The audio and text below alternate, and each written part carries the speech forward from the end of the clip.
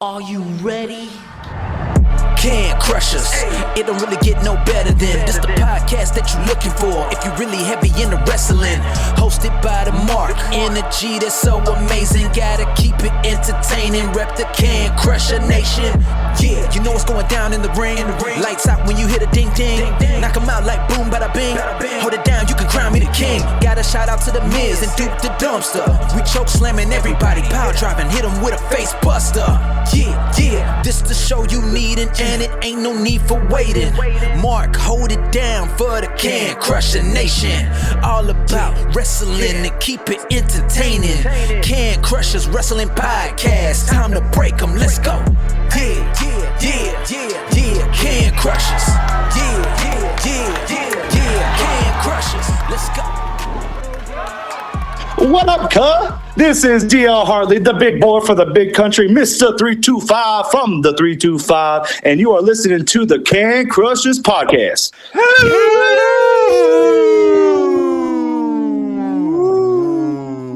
Welcome back to another Can Crushers Wrestling Podcast. We're both 2 beers deep prior to even hitting the record button. That's Sir Michael Jenks. I'm Mark the Mark. It's been a week, personally and career-wise for both of us. That's why. Jenks, I know how you're doing, but tell these guys how the hell you're doing. Oh, I'm just fan-fucking-tastic over here. I mean, there's nothing else I could be right now. It's, to Mark's point, it's been a week. We've had booms and outages and just, you know, one of those great ass weeks, you know. Yeah, it's like anal leakage into a river. It just never stops. You never know where it's going to spew out of or come from, you know, shut down. It's Plug up, shut down, nearly cause a geyser, river to be created, you know, whatever. You can fish with a net. Yeah, it's fish with a net's a good way. Or apparently an avalanche at this point, but yeah, we can't get into details because so much has happened across the board. Some can't be released publicly, so we'll just leave it at that. But realize our careers were literally in the gutters for both of us. Yeah, that's not a pun. That's truth. Yeah, and I want to gutter, but we're still good. We're still collecting paychecks for that, but it's just shit's happened at our respective works. Yeah, some of it has been out to the press, some of it hasn't, some of it's just hanging out there and doing its own thing. But wow, Friday the 13th came this whole entire goddamn week. You know, I didn't know it was going to be Friday the 13th until Friday the 13th. I know that sounds like redundant or stupid. Normally, I kind of pace myself for them. But what you just said is completely accurate. It started early in the week, and then it started early on, and it's just fucking rolled down the whole goddamn entire week. Yeah. Both of us, I have no idea. Both of us don't see. We're not even at the crest of the mountain on my side yet. So, we might be mid-mountain. We might be mid-mountain, but we're not at the peak is what I'm looking at. Like I don't have a downfall coming anytime soon in my issues.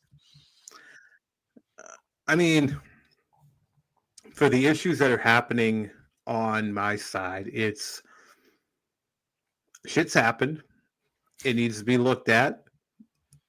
We can't see the light at the end of the tunnel, essentially, right now.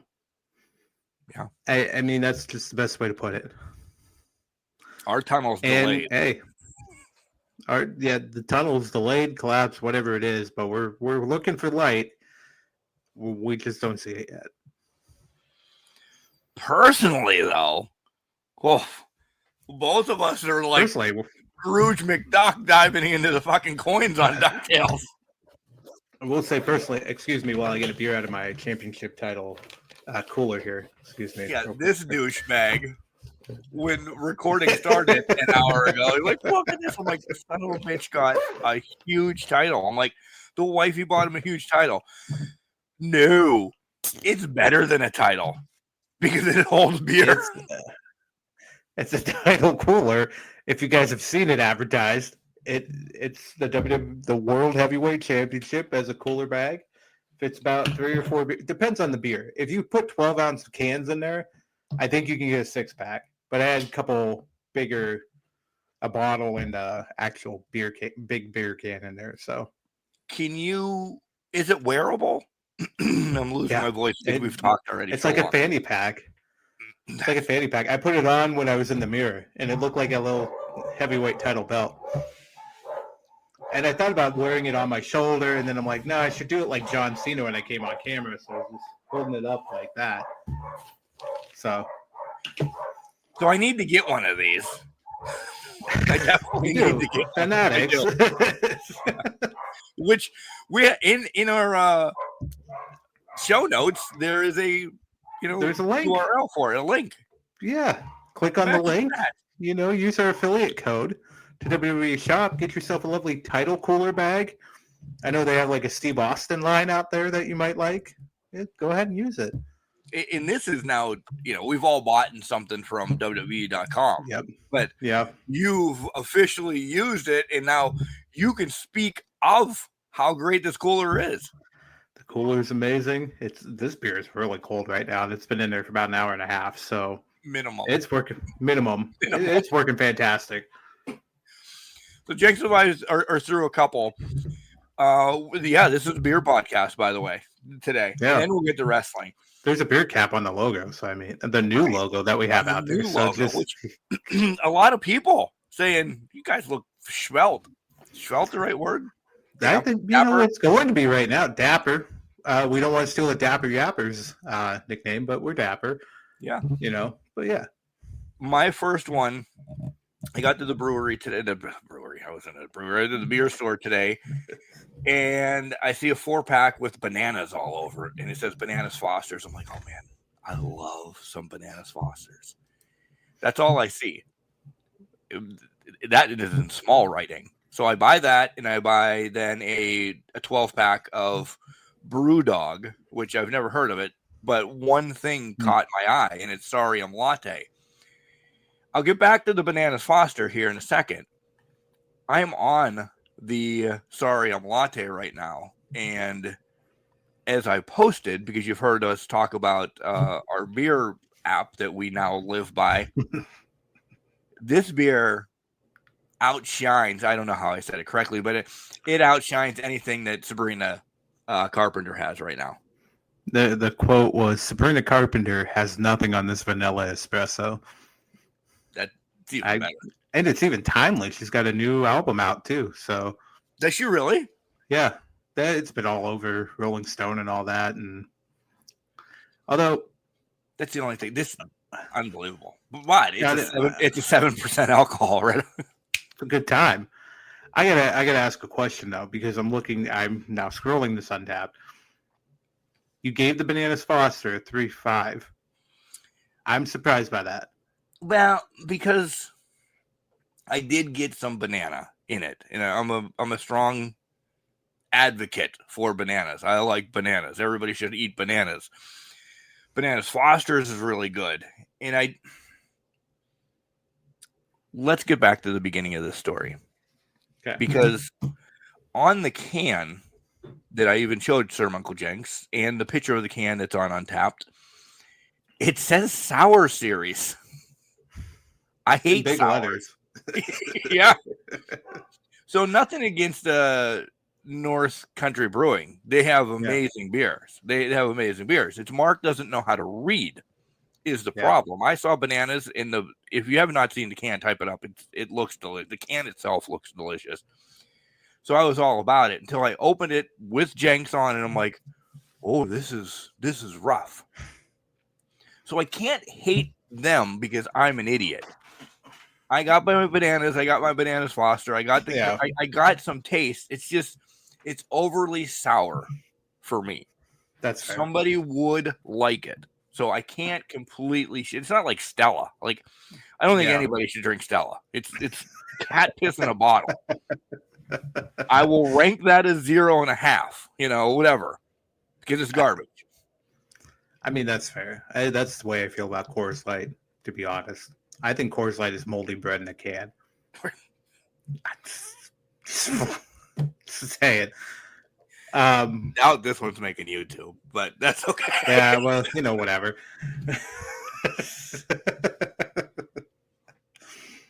No, Mark talked about his can. I had one that was called Gourd Vader. Fantastic looking can. I don't know if Mark can see it, but no, you're back. There Oh my God! look I at that see it can. now. So it's basically a pumpkin or jack-o'-lantern in a Darth Vader helmet. Looks fantastic. From Griffin Brewery. They have a Kangaroo Jujitsu Hazy IPA. Chef's kiss. Beautiful. 10 out of 10. Love it. This was a little too spicy for me. You don't get a pumpkin, but you get basically the spice in your face. That's essentially what it is. It's a good 3.5, but there's a lot going on there. But yeah, it was good beer. Now I'm Trusty Magic Hat, number 9. So Can't go wrong with that. Can't go wrong with that. There's a Citramax in the cooler still, so I'll be having that probably after this. But yeah, it sounds like it's going to be a beer episode, folks, because I got 3 more out of the 12-pack to kind of rip through. I'm trying to be nice. I'm trying to save one of these for Jenks. This is I bought it because it's the fall edition. Everything in this 12-pack is fall related. It's Brewdog, right? Yeah. So let me see if I can find it up here, because if I can, you can have that beer, because I think they deliver up here to where I'm at. Okay. Yep, I saw it. Okay. So let me look up here, because I'm pretty sure they deliver up here. I've had a Stout AF from Brewdog, and I bought it up here. What's the AF stand for, I wonder? I wonder what it would be. I mean, we don't want to get that explicit just yet. So, but let me look up here. I might have it here, because I want to go back to the beer store and get that shandy from Market Garden. The best summer beer I've ever had in my life. It's like a Sprite and a beer had a baby, and it's fantastic. Okay. I was going to buy Porch Rocker until I started, because I've had a Porch Rocker. Porch Rocker. Porch Rocker's good, yeah. You know I love Sam, so I'm like, oh, Porch Rocker's out. Yeah, I should grab one of these. And right next to it was Brewdog, and I've been really stupid. Jenks knows what I mean by stupid. Like, personally, I can just get down this path of rattling just stupid mannerisms off. Yep. Well, then essentially, as soon as I got stupid and I saw Sorry I'm Latte, Sabrina Carpenter did pop into my mind. I'm like, oh, that's an espresso. I could do so much with this on Untapped. I was waiting to say this on Untapped anyway. It was either going to be like, oh, Sabrina Carpenter's espresso is even better than this, or, just completely. But no, this is kicking Sabrina Carpenter right in the dress. And I say dress because, you've seen that she's made the news this week, right? Of the dress that pretty much is like, here's my life from the inside out. Did I miss that one? Oh, I must have missed that. But you probably shouldn't be looking it up anytime soon. No. Yeah, I'm not looking it up anytime soon. But I did not see that. But I'm not surprised either by that whole thing. No. But this is really good. Well, it's all about the name's cute. Sorry, I'm Latte. You're good. I like that. I like that name a lot. That's a good name on it. So nice. So we've had beer. We've had anything work. else we want to talk about before we talk about what this podcast is about? I don't know. I don't know. Did you officially pull the trigger on NCAA?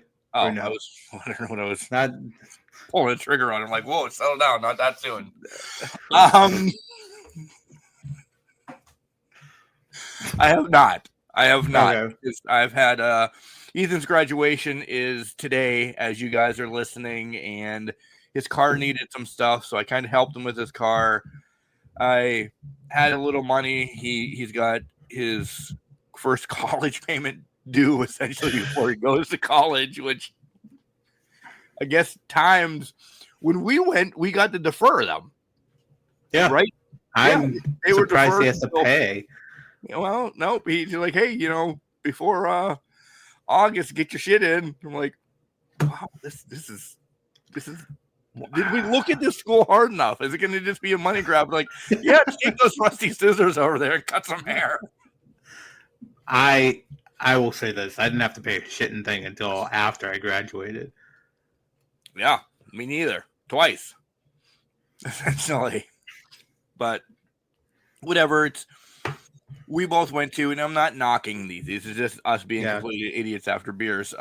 Maybe trade schools are different, and we don't know. We both went to like through universities and colleges and everything, so it could be because he's getting a plethora of stuff. Like he walks in and here's like, this is how you start your business, and here's everything to start your business. Here's your first cash register. Yeah. So I imagine they need something in return before I walk in, get everything, and quit the next day. 100%, because anybody could do that. Right. So, no, that's fair. That's absolutely fair. And it's not his whole college bill is due, but you guys get the gist. A hefty portion. He starts in August then? The 25th, 8th, something like that, yeah. Okay. I didn't know I figured it started around the same time as like other colleges and that, so. Yeah, that's fair. Then 18 straight months, and then you're on your own, kid. Good luck. Good luck. Go cut your dad's hair. No, I haven't pulled the trigger on NCAA yet or anything. I wanted to this week, I really did, but I'm like, just settle down. You're okay. We're still got time. Yeah. Still got time. And it's going to be combo when I do it. Yeah, I don't know if I'm pulling the trigger on Madden this year. I thought about it again this week. Well, here's the thing. I love everything college football doing, and I get Madden's updating everything and all that. But I'm also sitting here like, I don't play the superstar mode that often. I did for a couple games, like 5-6 games, and then I'm like, well, I want to go play franchise and shuffle things up. So I already got my one player over. If I want to continue that, maybe I continue that in last year's game, then continue my franchise and not truly, I don't really need anything. The other thing I think playing into that is I heard a rumor EA's licensing for Madden this year is up or needs to be renewed. And if it goes away, that opens it up for other NFL games that come into the market. I'm guessing EA is trying to do everything under the sun to prevent that from happening. Now that they have college again. 100%. But glory days of ESPN 2K25 hitting me, and I'm like, what if that happens again? What if NFL 2K25 happens at some point, or 26 or whatever it ends up being?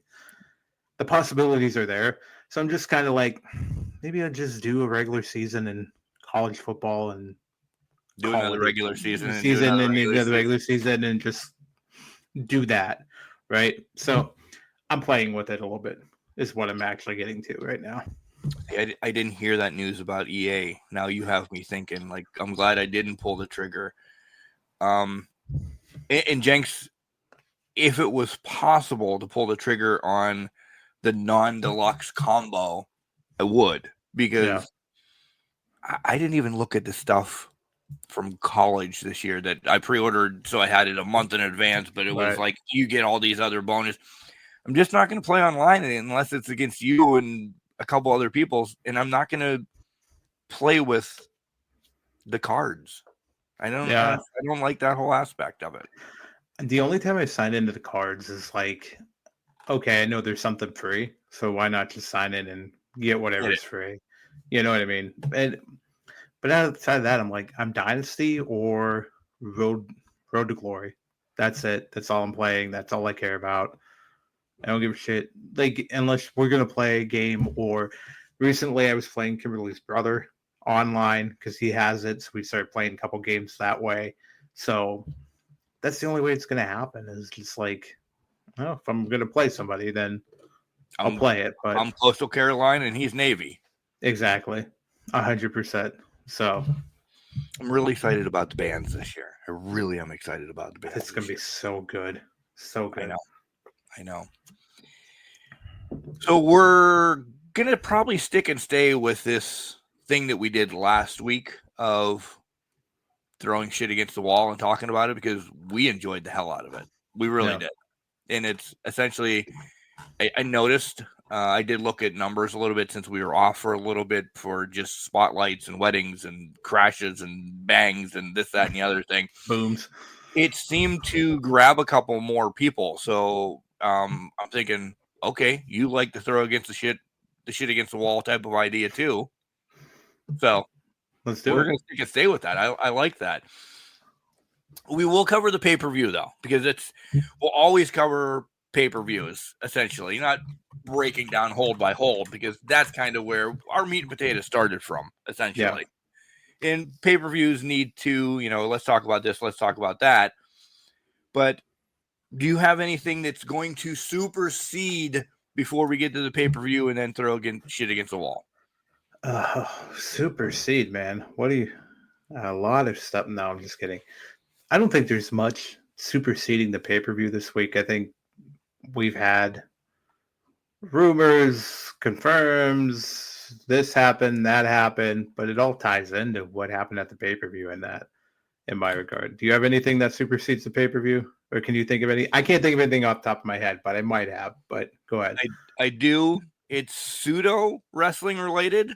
Okay. But it's not tied to any organization. Okay. Jenks doesn't know what I'm talking about. I don't know what you're talking about, so I'm ready for this. So American Gladiators is coming back again for the 9 millionth time. Yes. Saw this. Hosted by The Miz, which I think that'll be fun within itself. Yeah. But some people have already been linked to being on the show, clearly pre-recorded, yada, yada, yada, because some people are already back in wrestling or making their way back really soon. So The Miz is hosting it. And the names that I have written down, I only see one ex-WWE name on this, but a shit ton of indies and AEW people that are going to show up on this show. Could they be linked to moving soon? Maybe. This isn't a WWE program whatsoever. So The Miz is hosting it, and I'll go kind of backwards a little bit with some of the people that you know. Rick Boogs is going to be on the show. Not exciting for you. Boogs. Yeah, not really. Jesse Goddard's. Remember Jesse Goddard's? Yeah, I do. Still lingering around OVW and everything. One of my favorite indie females right now, J-Rod, OVW. She was a champion down there, doing some great things. Somebody's going to sign her soon.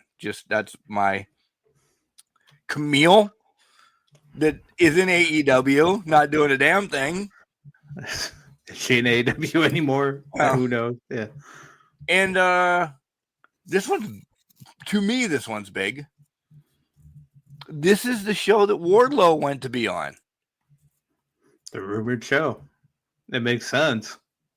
So now he has links with The Miz, a contract that's playable. Mm-hmm. You don't tell me The Miz and Wardlow didn't have some conversations? May have. Did you see the news from today, though, in association with this? No. It was reported today that apparently it's one-sided, but there's one side that is not very happy that AEW and WWE superstars are working together on this project, a la Wardlow and Camille and The Miz. Figure out which side you want, who's not happy about that. But TK probably, because, we can have conversations with Miz. They can express interest. WWE can be like, okay. I see you. Yeah. Yeah. I mean, Boogs was there. whatever. So So Booms is whatever. J-Rod, these Jesse Goddard's essentially. Sorry, Jesse. Whatever. You got your thing on Big Brother, then you came to wrestling. You dabbled OVW and all the indies and everything. Well, Wardlow and Camille are the talkable ones. Both just hanging out in catering, eating ham and cheese sandwiches. Not doing a damn thing. They've recovered. Ready to shine. And they're just being held off. Yeah. You failed them, both of them, and how you built them. Wardlow, you tried, but for some reason you let it drop off. Camille, you didn't even try with that. And then when she got injured, you were like, okay, well, see you later. So now you have these two potential superstars, potential powerhouse superstars, just sitting around saying, hey, how you doing? How's it going? How's your Hey, wife? Miss. How's Maurice? Yeah, how's Maurice? How the kids? You know, have you talked to Paul lately? What's he think? You know, what's Sean think? You know? Yeah. If you've seen the TikTok, Sean doesn't know a lot of people in NXT, by the way. He does not by their voice, that's for sure. No. So this is something to watch close for professional wrestling. Oh, 100%. And I've just put 2 and 2 together. Are these 5 the gladiators, by the way? Or are they on the show competing? I would think a couple of them are the gladiator, right? I would think. Wardlow and Camille 100% are gladiators. Yeah. I would assume anyways, but maybe I'm wrong. I would Jesse Goddard's got a great body too. So I would imagine he would be like the Nitro of back in the day. The Nitro was the dickheaded one. Yeah. I'm not saying Jesse in person or whatever he's I've talked to him. Good Lord.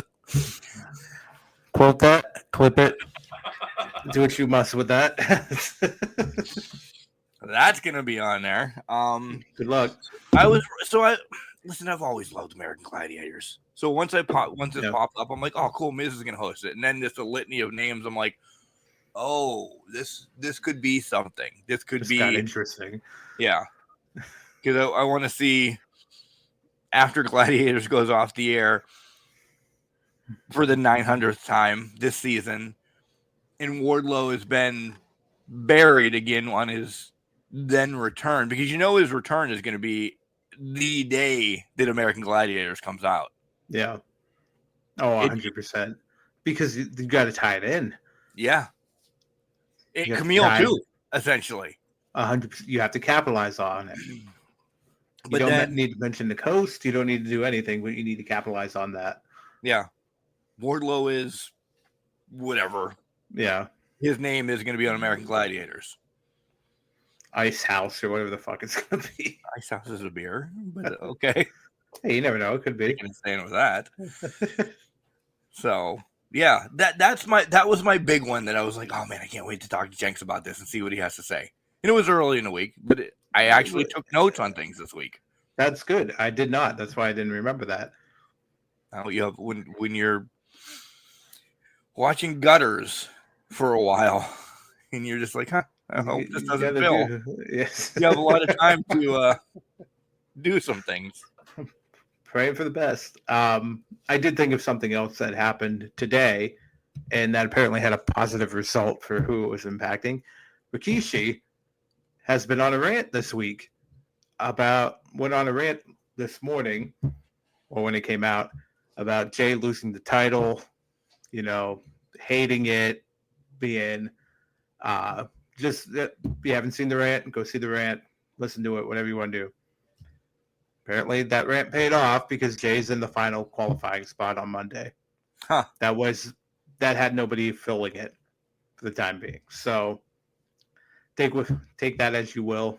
Convenience, timing, whatever it is. But does the power of a voice carry? I would never thought Rikishi's would carry. I wouldn't think it was Rikishi's would carry. But hey, he's part of the family. He's part of the lineage. So Touche. I don't know. All right. You want to pay the bills and then get Yeah. to the pay-per-view. Let's do it. Guys, make sure you check out the WWE affiliate code down in our show notes. You can look just like Jenks carrying around your cooler. And we're very open on this. We sometimes you'll get a discount. If you're going to buy the cooler and you have X number of dollars, you know it's going to be X number of dollars and you have it, click on the link because you'll help us out.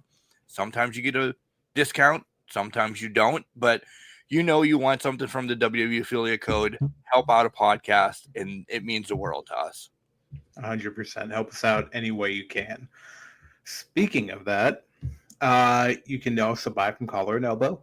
Hats, hoodies, tees, whatever you want. We have an affiliate code with them. Can Crushers get 10% off when you utilize that promo code at collarandelbow.com. Also, check out the coolest place that you want to go before either one of those, and it's CrowdMade, because the new logo has been submitted, and it always takes, that little bit of time to make sure that I own the logo and yada, yada, yada, and all that stuff. The new logo has been submitted. I will leave maybe one or two of the old logos up there, probably a tee and a hoodie, but everything else will be switched over to the new logo in case you want to be old school, because it's cool to be old school too once in a while. But go to CrowdMade, type in Can Crushers. You'll see our store to buy tees, tanks, long sleeve shirts, hoodies, crew necks, stuff like that. More to come is because I submitted on everything possible. So we'll see. It just takes a while to say, does Mark really own that new logo? And I sent it to you, so I own it. And that's final. All right. Yeah. Yeah. Well, you love our logo. You love our merch. Obviously, you're listening to us somewhere. So you can do that on Spotify, iHeartRadio, a bunch of other places where you can listen to podcasts. You can even listen to us on YouTube. About a year ago, I think we named off like 75 of them one time. Yeah, you did name off 75. If you want to go back to that podcast, go ahead and find it. But we're on YouTube too. It's just a thumbnail. It's just now our two pretty faces. Well, we'll see about this one. But hey, whatever. We'll see what happens. But you can listen to us anywhere. That's why you're here. Listen to our sultry voices. It is. And it just pseudo happened to be that if this is the first time you're listening to one, it's not always a beer episode. No. But go back to 15 minutes ago and you heard about how our weeks went. And we didn't talk this week, Jenks. We didn't talk this week. No, we were letting everything fucking stew for today. There's the explicit already. So there it is. Late though. We waited 5 minutes. Right. We just waited and wanted to just pile on each other. Here, this is it. We both have a 6-pack lined up in front of us. So that's the way that this podcast is going to go. But you can join us on Facebook, Instagram, X. Threads is still out there. Are you shocked Threads is still alive? Yes and no. I mean, based off of what you've told me about on what's going on in Threads, because I don't have a Threads, I will tell you this: there's some sickos out there that probably love that cesspool of an environment. So, not surprised. Yeah, check us out on all the socials. And a Ask Can Crushers is coming. We'll announce the date next week. But you can submit your questions at cancrusher69@gmail.com or you can call us at 814-299-6687 and leave us a voice message. No more than 3 minutes in length. We have people that like to take advantage of that. So 3 minutes, Moochie. Yeah, but we're not going to name names. No, we would never. We would never do that. No. Join us. Ask us a question. You'll hear your voice on air, and then we'll answer your question. And it's fun. We live for Ask Can Crushers because it's essentially a show dedicated to your questions about anything in professional wrestling. Back to the 80s, I got that. Jenks has everything from, he goes to the 80s once in a while too. I do. He's got a mullet. With that, throwing in some little side notes. Nice, yeah.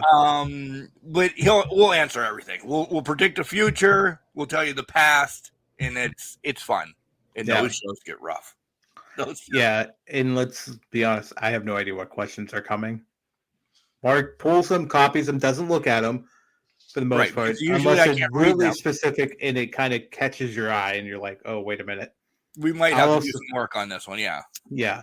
Also, I may try to come up with.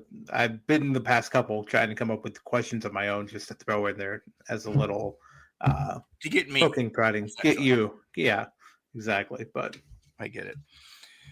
That's it, right? I think that's it. We paid the bills. We checked all of we paid the bill. We checked the list and everything. So yeah, we're gonna come right back and dive into a segment about Money in the Bank and what we thought about that. Kind of break down some of the matches and really what happened. Not armbar by armbar, but still. Yeah. Ready? Let's do it. I'm the third generation AJ Black, the grandson of Pretty Boy Doug Summers, and this is Can Crushers. Welcome back to Can Crushers Wrestling Podcast. That's Sir Michael Jenks over there looking fine and sexy. I'm Mark the Mark, and we are ready to talk about this year's Money in the Bank and dive into this pay-per-view that happened just last week. But I popped up another beer, so I have to tell you, it is called Cocoa Cherry from Brewdog. We need to go Ohio, by the way. We need to just go and try all of them there. This is delightful, Jenks. I'm not a big chocolate guy in my beer. Yeah. So I'm like, I don't know. But then you read the side, it says a cherry-ish of cherry. You get a little bit of chocolate. You get a nice mouthful of cherries. And it's like, the cherry, the maraschino cherries inside, wrapped around the chocolate. Yes, that is this beer. That sounds amazing. It is. If you're on Untapped, folks, you can see my rating later.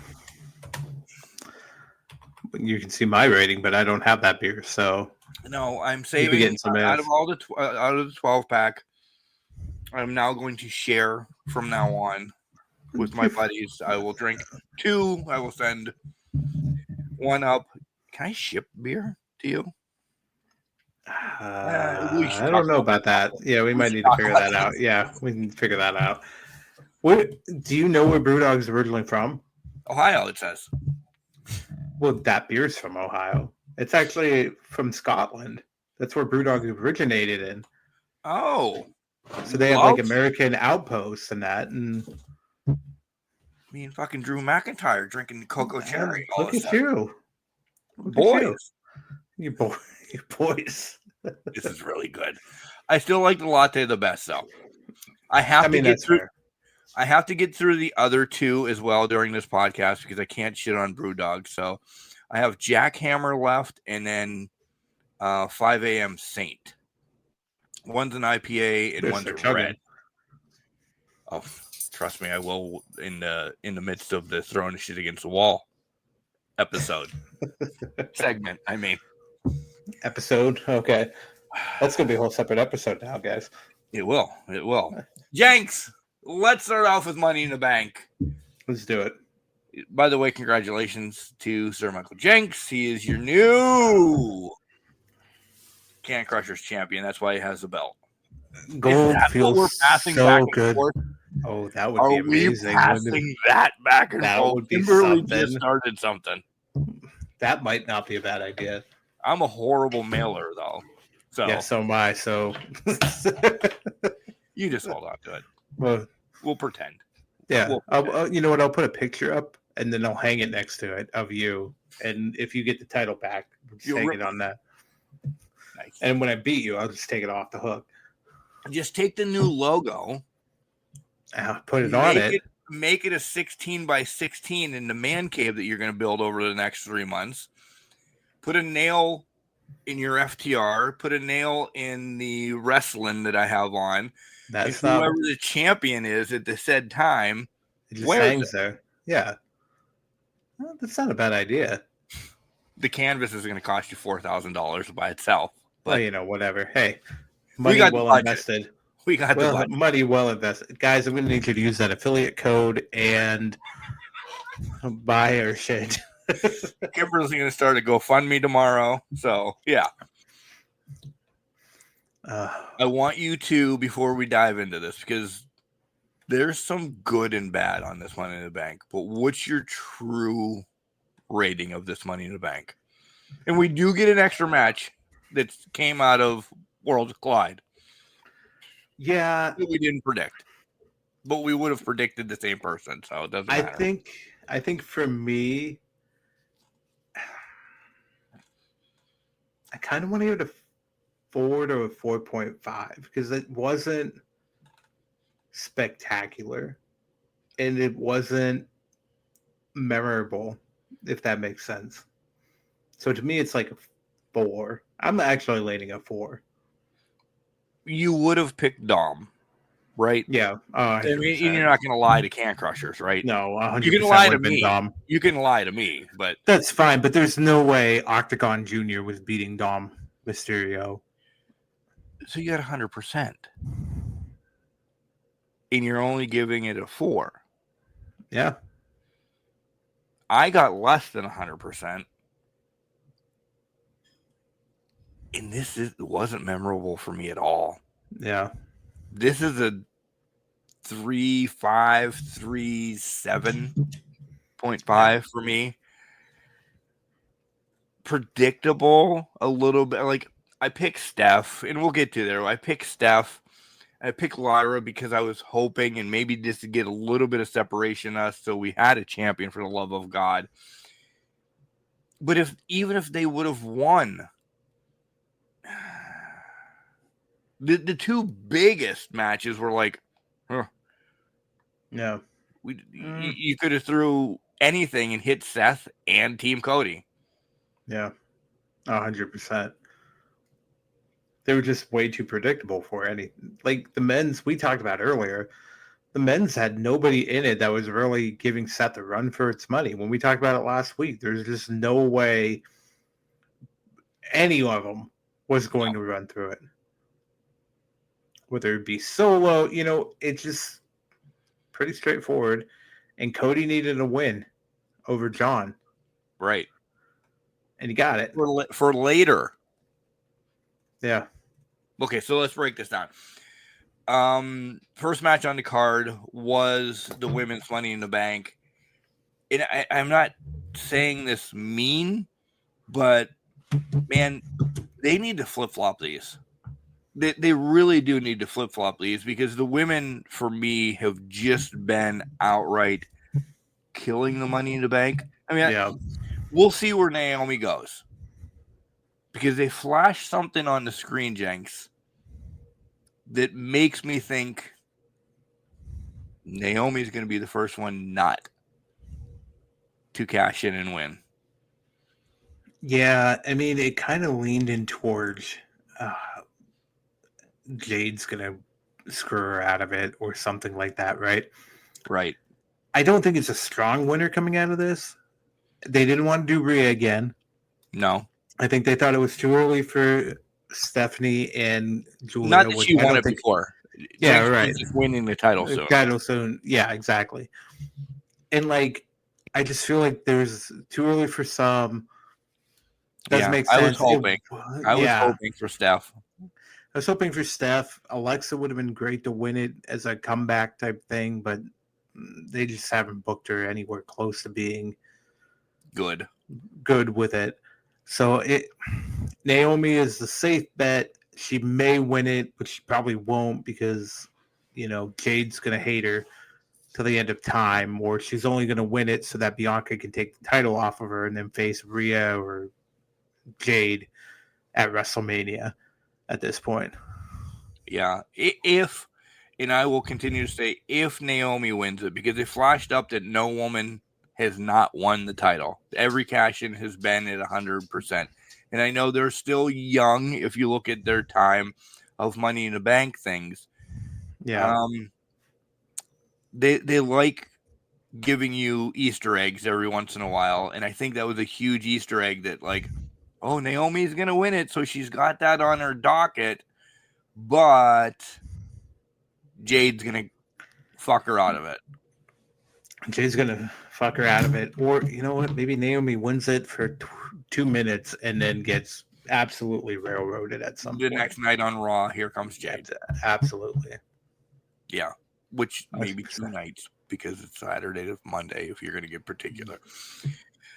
The next match was the Dom against Octagon that was announced. It was a good match. It was a phenomenal match. Yeah, I thought it was great. One of the highlights of the show. Yeah. But the way the crowd was reacting, I mean, maybe we should have had Iguana Jr. up in here and Mr. Iguana up in here. We'll talk about him later. And later on, but yeah, we'll talk about him later. I think it was a very good match. I think the reason with Octagon Jr. is there's a lineage with Octagon. It's the Guerreros against them. Guerreros against them. As you know, Dom is a part of the Guerrero lineage at this point, but great match. Right. Mysterio, listen, the whole storyline, yada, yada, yada, Dom and Eddie and, and Ray back in the day, they were the best of friends. So if it's Guerrero Mysterio, that's their Von Erich pseudo lineage. Yeah, 100%. I'm happy Becky won. I am. I picked Lyra, but I think it makes more sense that Becky won, and I like this match. This was probably my favorite match of the night, and I kind of think we said that last week that you're going to let these two go on a pay-per-view.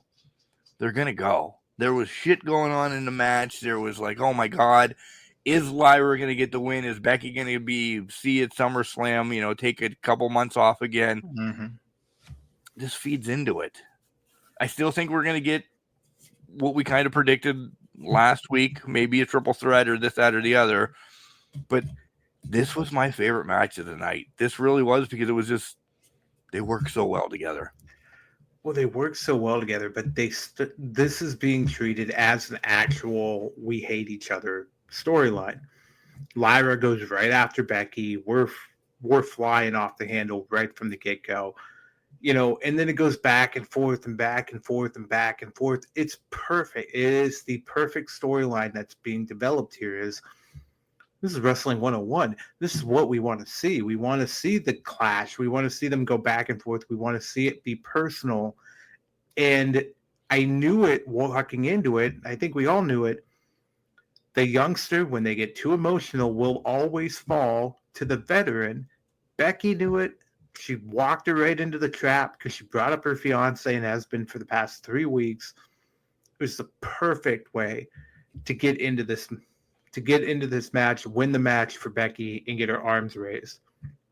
This is going to go ahead. No.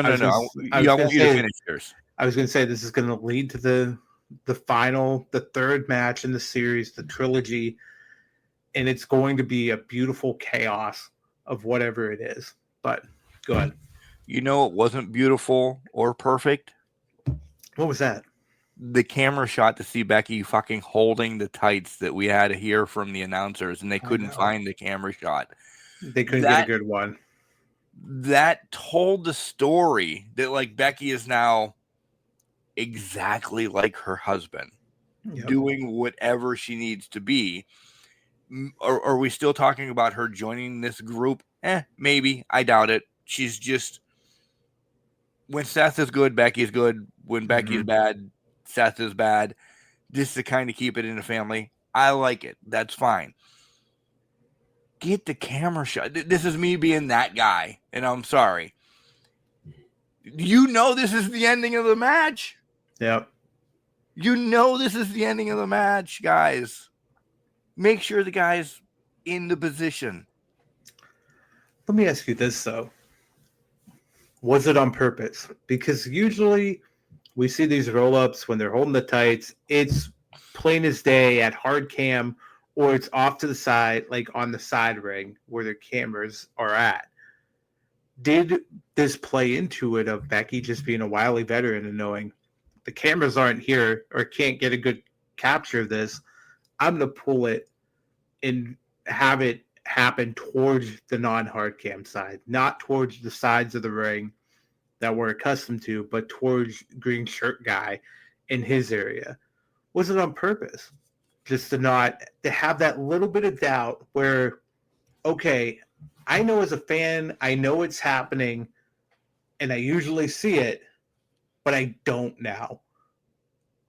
So did it happen? I think it needed to happen. In my heart of hearts, I think it needed to happen because Becky is everybody knows how I feel about Becky. Like, there's Rhea that's got the mommy chance. There's this, there's that, there's this. And there's Flair. I think still, no matter what, Becky runs that division fan-wise. Yeah, 100%. So she had to, because even as bad as she looked like Jon Moxley, first and foremost, this whole match. Yeah. I thought it was Becky Moxley. Yeah. So I'm like, okay, they're trying to maybe do some of that. But I'm like, okay, this had to end that way to get more heat on her, even though it's rough to get heat on Becky. You know what I'm saying? Yeah. At least if she cheats against the world sweetheart, because I said it a couple weeks ago, maybe a month ago, Lyra's got the greatest smile in professional wrestling. When Becky returned as her partner and she was just like glowing from ear to ear, I'm like, oh my God. You know, it was just a dad moment. I'm like, she's loving this right now. She had a great smile. That might have gotten like, oh my God, everybody loves Lyra now. Everybody loves Lyra now. Bless you, by the way. You didn't hear that, but Jenks did sneeze. Yeah. So they're both on the, get ready, hate might be coming. They're both on the same level. Like, everybody loves Lyra. Everybody loves Becky. We need a little bit of heat on Becky. So I think it was supposed to happen. It just, dude wasn't there. That's my head. Well, let's play off that. To your point, Lyra's coming up to meet Becky at her level, and she's starting to get to that level. You were talking about the heat in that. Let's talk about after the match. Okay, they didn't catch it on hard cam. Did she get the message somewhere and say, drag this arm holding ceremony out so that Lyra snaps on you? Because she was just sitting there like, nope, take me around the ring. Now do this, now do that. And then Lyra finally snapped and attacked her. Great. Was that part of the plan all along? Or was it, hey, we didn't get the shot we needed. Do something more heelish. You know what I mean? Yeah. That could have been, because it felt like, I'm like, man, they are hanging on to this for far too long. Holding the hand up, whatever. But then it also felt natural, like, Becky could do this. Becky would do this type of thing. Sidebar, I think Lyra, in about a year, when she is a heel, it's going to be even bigger. I think Lyra turns heel not soon, but I think there could be a heel Lyra where she comes out like a black angel and she's just willing to do whatever because she's been shit on for this next year. Lyra is going to take an epic fall, but I think it's only for the best for her. A fallen Valkyrie, if you will. Ooh. Look at you. Hold on, my Face ID, because God forbid I use a passcode anymore. Then we get the men's Money in the Bank. Jenks, is this the right call? That the men's Money in the Bank was prior to, you had to know I was going to ask you this as we were watching Saturday. Was the tag team match really the main event?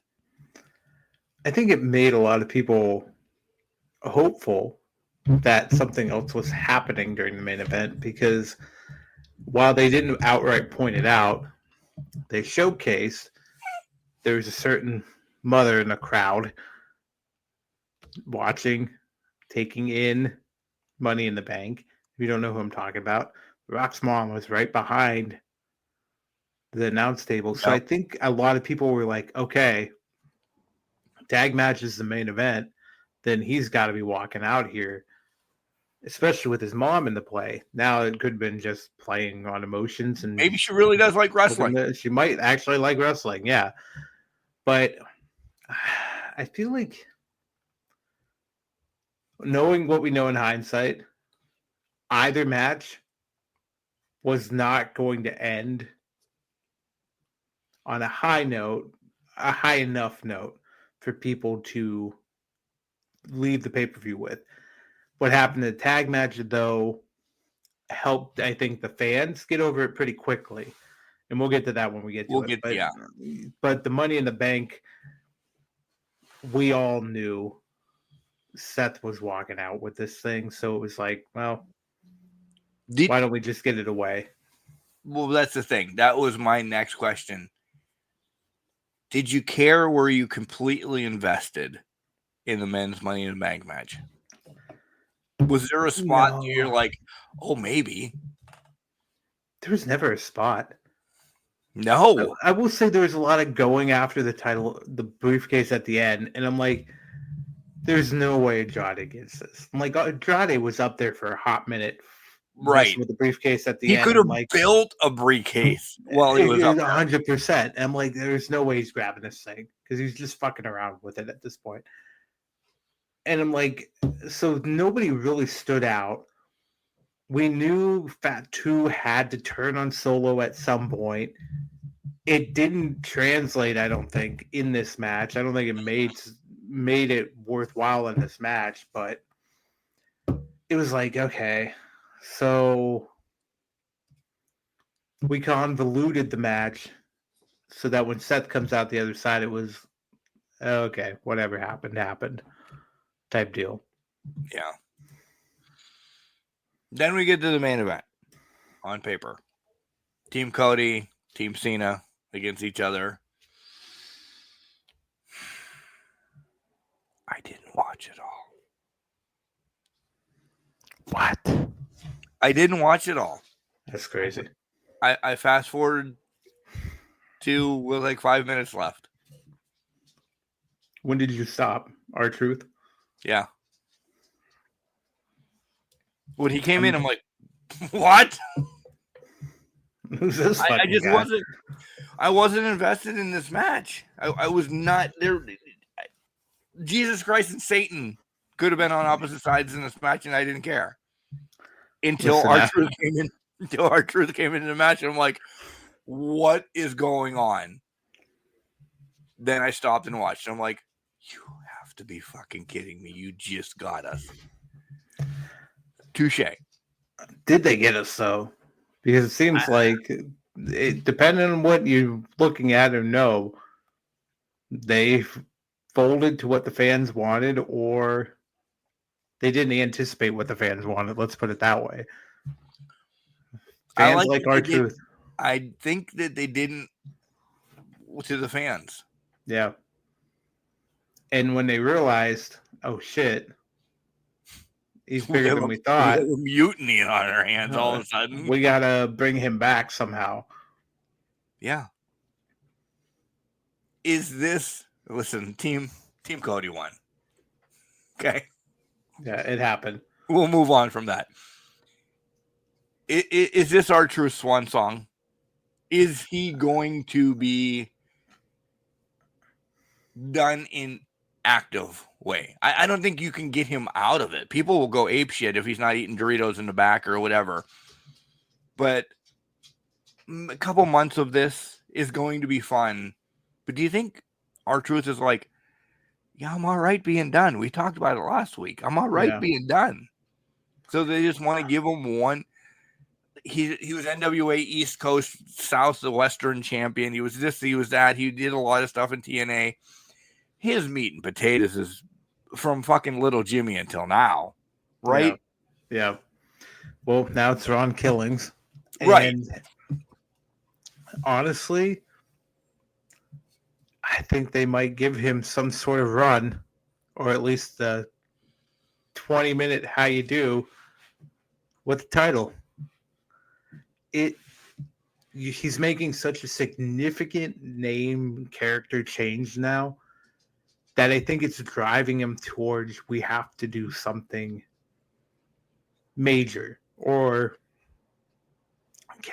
something to just cause an uproar with it. Do they do it? I don't know. We're almost starting our throw our shit against the wall segment. Yeah, we're getting there. But I think we need to stick and stay with this before we throw the shit against the wall, because this is part of the pay-per-view, pseudo part of Monday Night Raw as well. So let's stay here and dive down this. Does he get another title shot? well, he didn't get one before. Remember that. He only had a one-on-one match with Cena. Okay, so I think he gets a title shot. I think he gets a title shot. At what? Okay. The Cena, this is great. This is what I've been waiting for. The Cena appearances are under 20 now. We're at 18, I think Punk said. There's 18 shows left. So you're telling me this is going to be the human being that takes the title off of Cena, and then 3.9 seconds later, because that's how long it's going to take to get Seth Rollins out there, to decapitate Ron Killings and become the new champion at any moment. When is this match happening? Because, Sir Michael Jenks, don't forget, King Queen of the Ring, it's title versus title for the Saudi title thingy, whatever. Well, that's already Punk and Cena, which that's a whole other thing we could get into at a different time in a different place. So you already have that match booked. Maybe it's not the biggest party of the summer. No fucking way. Here's why I say that. No way. You just pissed me. And there's no way. Well, here's what I'm saying. There's no way. I guess there is a way when you have enough CEOs behind it.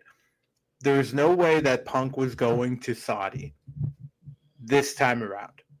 Right. I think it was Cena and Punk at SummerSlam in the Meadowlands.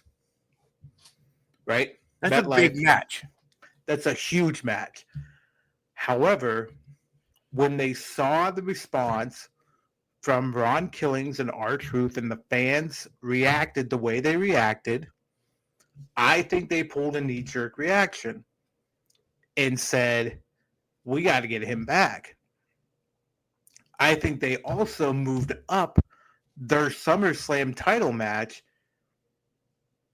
to Saudi so that they could accommodate Ron Killings versus Cena.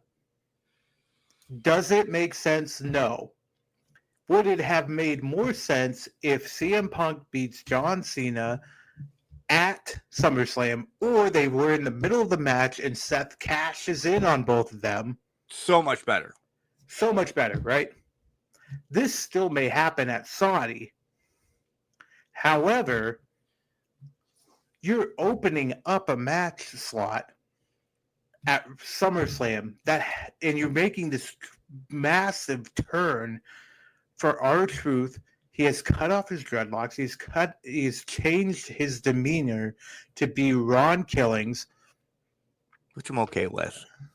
I'm great with. But you have made him more serious, and you have trying to make him a legitimate threat for this. Why not pull that trigger at SummerSlam? However, speaking to you and speaking in this, they may have just moved up the timeline to where it's Punk, Cena, Seth cashes in at Night of Champions, becomes the champion, walks out, Punk, Seth, SummerSlam. Great. And I'm okay with that. Cena, Ron Killings, SummerSlam.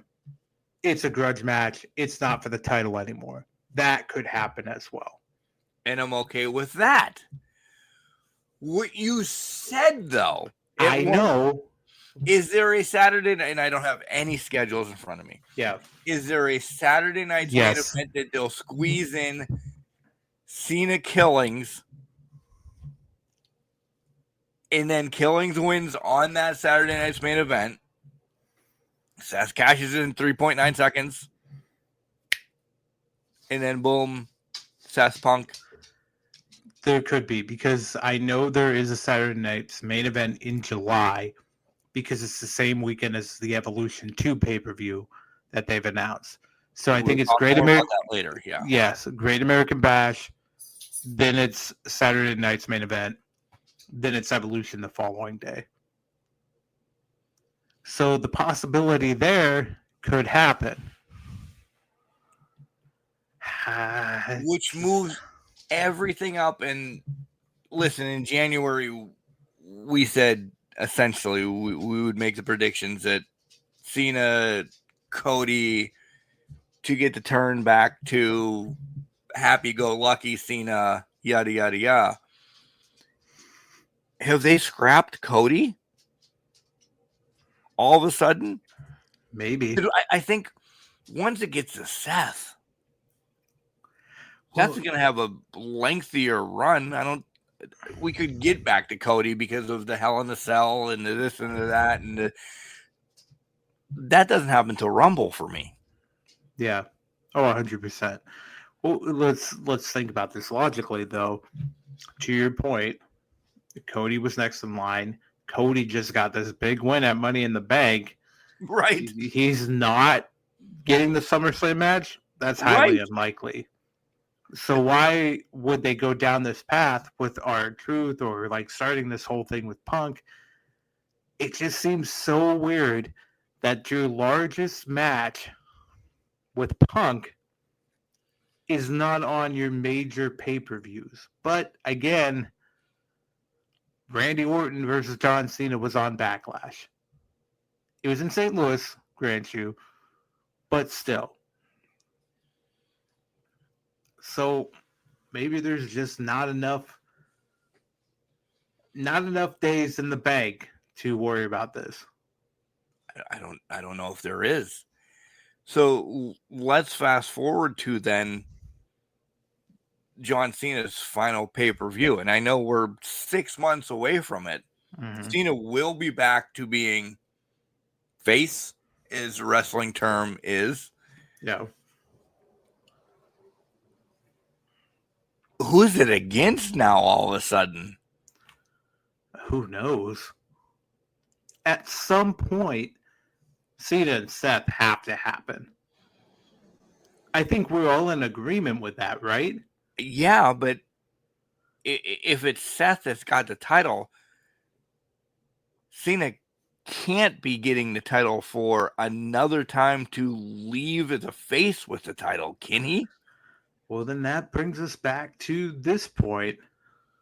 Is this, throw out the other scenarios, whatever happens at SummerSlam, Seth is leaving with the title.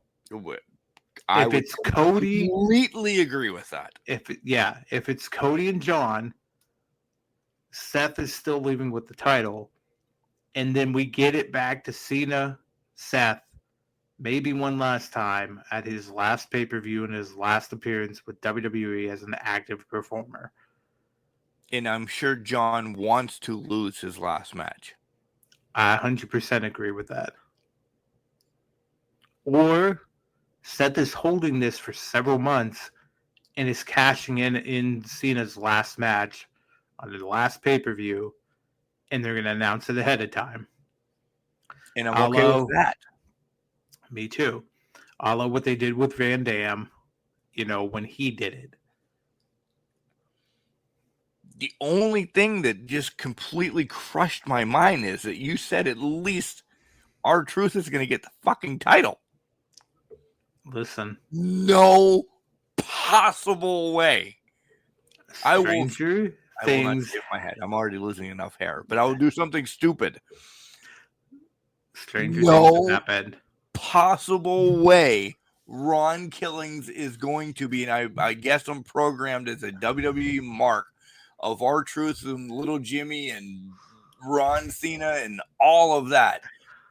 No possible way, Sir Michael Jenks.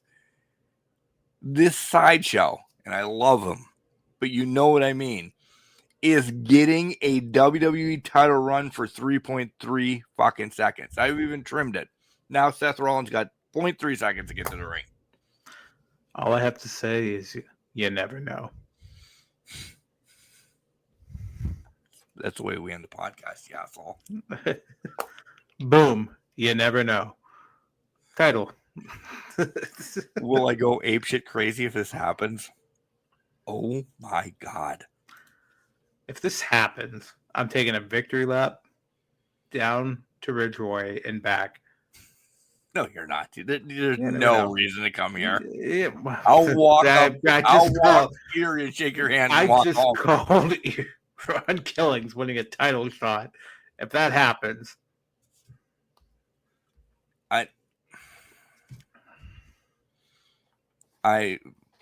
yes. I hope yes. But I think it derails so much. 100%. 100%. And I don't know if they're set up. They can always be set up for derailment. I understand that because of injuries or everything, but you have 79 storylines around this title right now. And Ron Killings is not 85. But he's 86, and it could happen. And he is 86. You're right. So as much as I shit on this Money in the Bank because it wasn't that great, what we just threw at you all came from Money in the Bank. Yeah. Was it truly fan backlash? The world will never know. Or did R-Truth just get tired of his dreads? Maybe that is the case. I mean, to be fair, he didn't have that many to cut off, so I could see it being that. He did. Nothing against him, because I got nothing going on up here. But Right. there isn't a lot going on there with dreads. So again, I'll say this again. As much as I shit on it, it was good.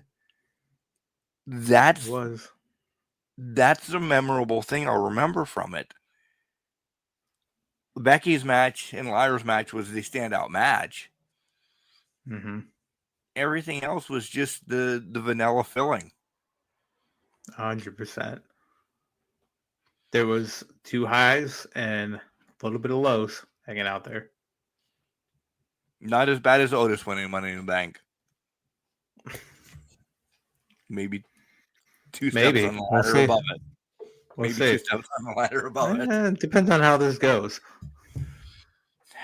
If it's a catalyst for what you just predicted, I should never get a title shot again. It's a catalyst for what I just predicted. It's at least at the top of the ladder, the mountaintop, if you will. This Just better be amazement. your pay-per-view of the year then next year during Can Crushes. I can't tell that right now. I can't give you that information. You can't. I'm just saying. Listen, after the acting I just saw on Dynamite this week, I don't know. There might be some contenders coming up next month. So clearly, Sir Michael Jenks is ready to throw shit against the wall and see what comes out of it, which this has become our favorite segment in 2 weeks because we've done it twice, but man, this is great. So hold on. We'll come back with that. Hey, this is Mariah May, the glamour, but you knew that. And you're listening to Can Crushers. Welcome back, everybody, to Can Crushers Wrestling Podcast. It's time to throw the shit at the fan or at the wall. It's our I like favorite the segment. fan better because the fan will spread it across 4 walls. 4 walls, exactly. We're throwing shit at the fan. First off, I've Go switched ahead. gears during our break. I would suggest anybody that likes wrestling and beer, or just beer, try anything by Brewdog. I am now 3 for 3 impressed. I have the 5 a.m. Saint right now. It is a American red ale at 5.0%. this is pretty good. I'm gonna go see if he has any more of these cheap Just hanging around. 12 packs hanging around. I don't know if I'm gonna get to the jackhammer by the end of the episode because I'm feeling it, but we've had a couple prior, so excuse me. Mark's feeling good right now. I've gone personal life and beer life right now is amazing. We won't talk about career. I'm on Citra Max right now, so it's a West Coast IPA. Still good. Pretty good, I think. We should be sponsored by Untapped all of a sudden. Yeah. I think I just added that last weekend. Is that Did why you you got it?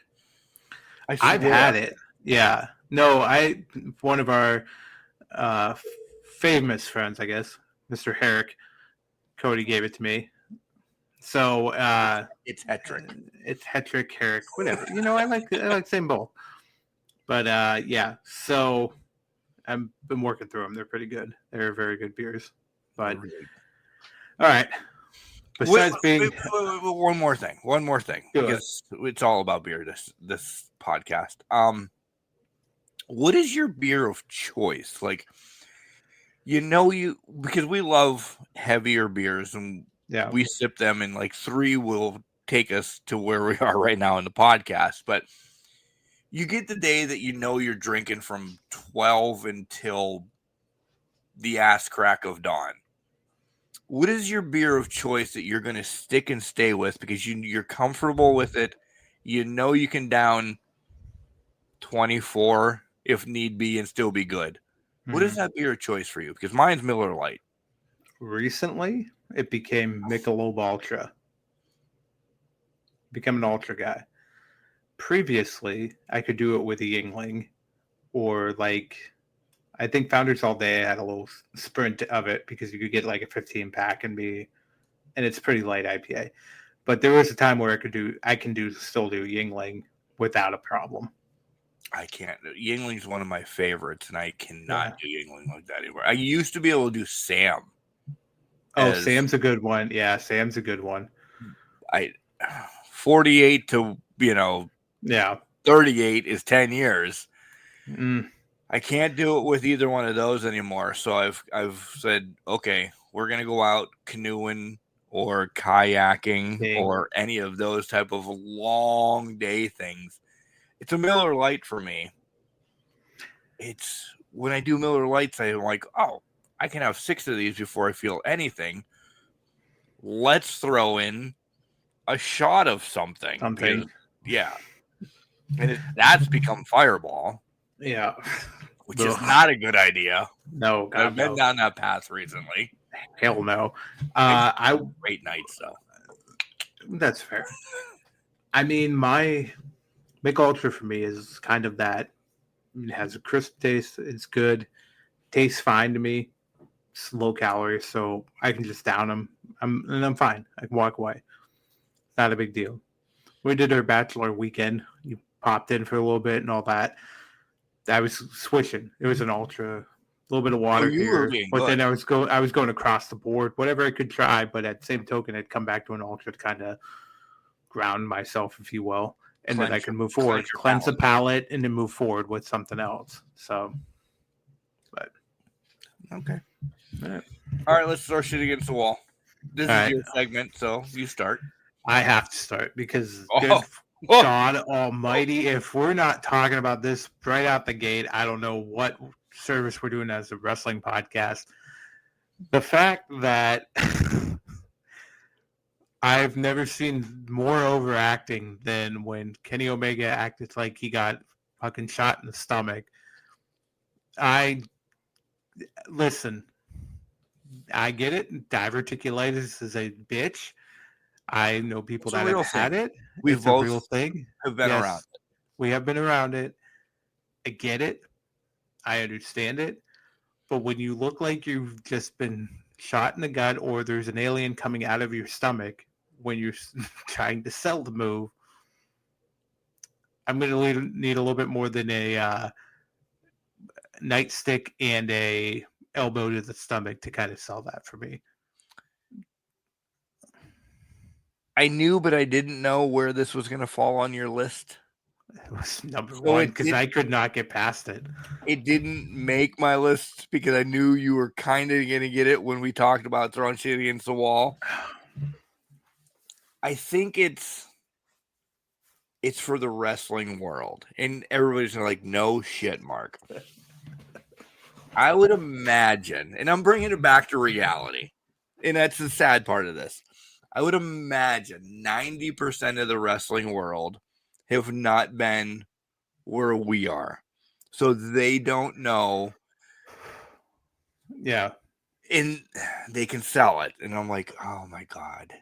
I kind of got mad. Because, you have your experiences. I have my experiences with it. I'm like, I'm not saying I'm going to say it. So be prepared for any hate that we get out there. I'm not saying it's the cancer or the this or the that, the storylines that they could do this, but this is one that I don't know if they should have touched. Like, to me, because of Mom, it hit home, and I'm like, Yeah. I was pissed. I was like everything, and I'm like, motherfuckers, you have no idea. You don't know. Be the son of a mother. Be Yeah. throw Jake. I'm like, you don't know, and you just kind of. For me, you shit on my mom. So I was mad about this. Yeah. I'm like, wrong time. I know it's been 6 years and she's had it longer since she's passed, essentially. I'm like, I'm not ready for this. I'm not ready for this. Yeah. For me, it was just, listen, we've been through it, and I'm like, okay, I understand it. It does impact your life. It impacts you, change the way you do things, certain things, etc. However, there's a way to portray it on screen that doesn't look like you just had your guts ripped out. That's just not the case. And like, I just think it was just so oversold that, to your point, it was a little bit disrespectful, but at the same token, it was so oversold. It wasn't even funny how bad it was oversold. Oh, it was a Shawn Michaels match. Oh, it was Shawn Michaels versus Hulk Hogan oversold match. Yeah.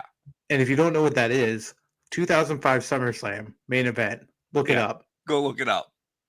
It's hilarious to watch, but it's so oversold that you're like, this is ridiculous. It was ridiculous. I just, I get it. Bad taste the way you did it. I think you could have sold it. A little bit of blood in the mouth. Fine. Okay. Cool. Not my. It just looked had like everything. John Corleone. It looked like Sonny got destroyed, or Mick Foley got thrown off the top of the cell, and there was a tooth in his nose. Like, it was bad. Worse visuals than, not worse visuals, but you get what I'm saying. It was worse than seeing that. You're going to tell me horrible indie match, and I don't care. Shit on you people because I'm saying this. It was horrible indie match, death match rules. Just go Blade. Everybody wants blood tonight. 100%. Cut. Quick Blade. You're fine. Or if you're not going to do that, if you want to do the mouth blood spot, do less and just sell it a little bit more realistic. But I was thoroughly disappointed in that. I was like it's Kenny's real fucking life. Well, 100%. Sometimes real life doesn't fit into wrestling. 100%. And I think it doesn't fit into wrestling, but I think that there's a time and place for it and a way to portray it.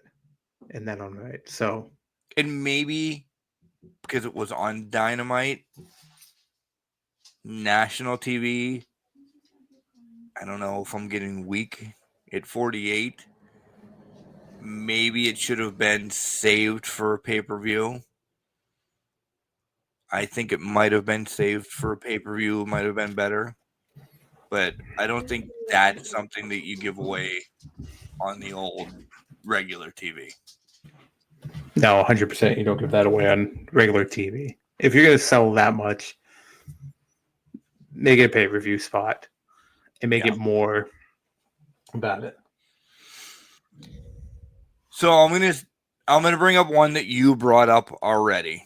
It's not my number one. My number one is hopefully saved, and I can bring it for my number two if you don't steal it. My number two, which is now number one because you brought it up already, Mr. fucking Iguana. Like, this guy's getting looked at now.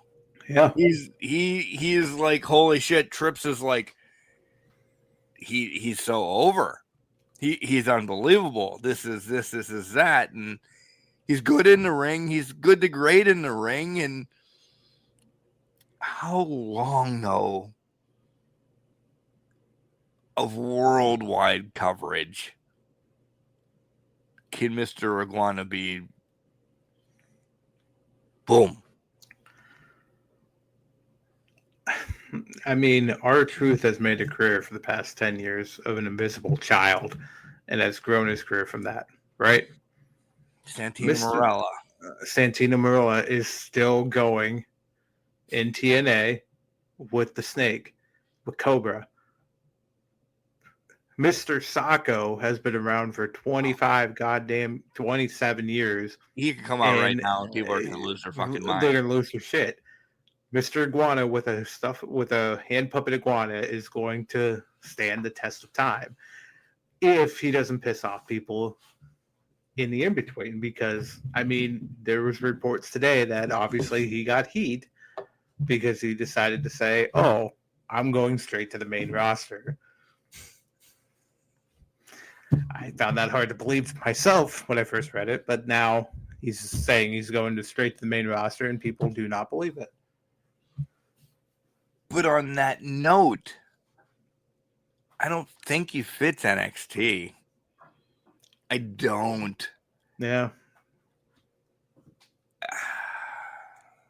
He may go to the main roster as the comic relief because Ron Killings is now in existence, not R-Truth. Right. I understand that. I really do.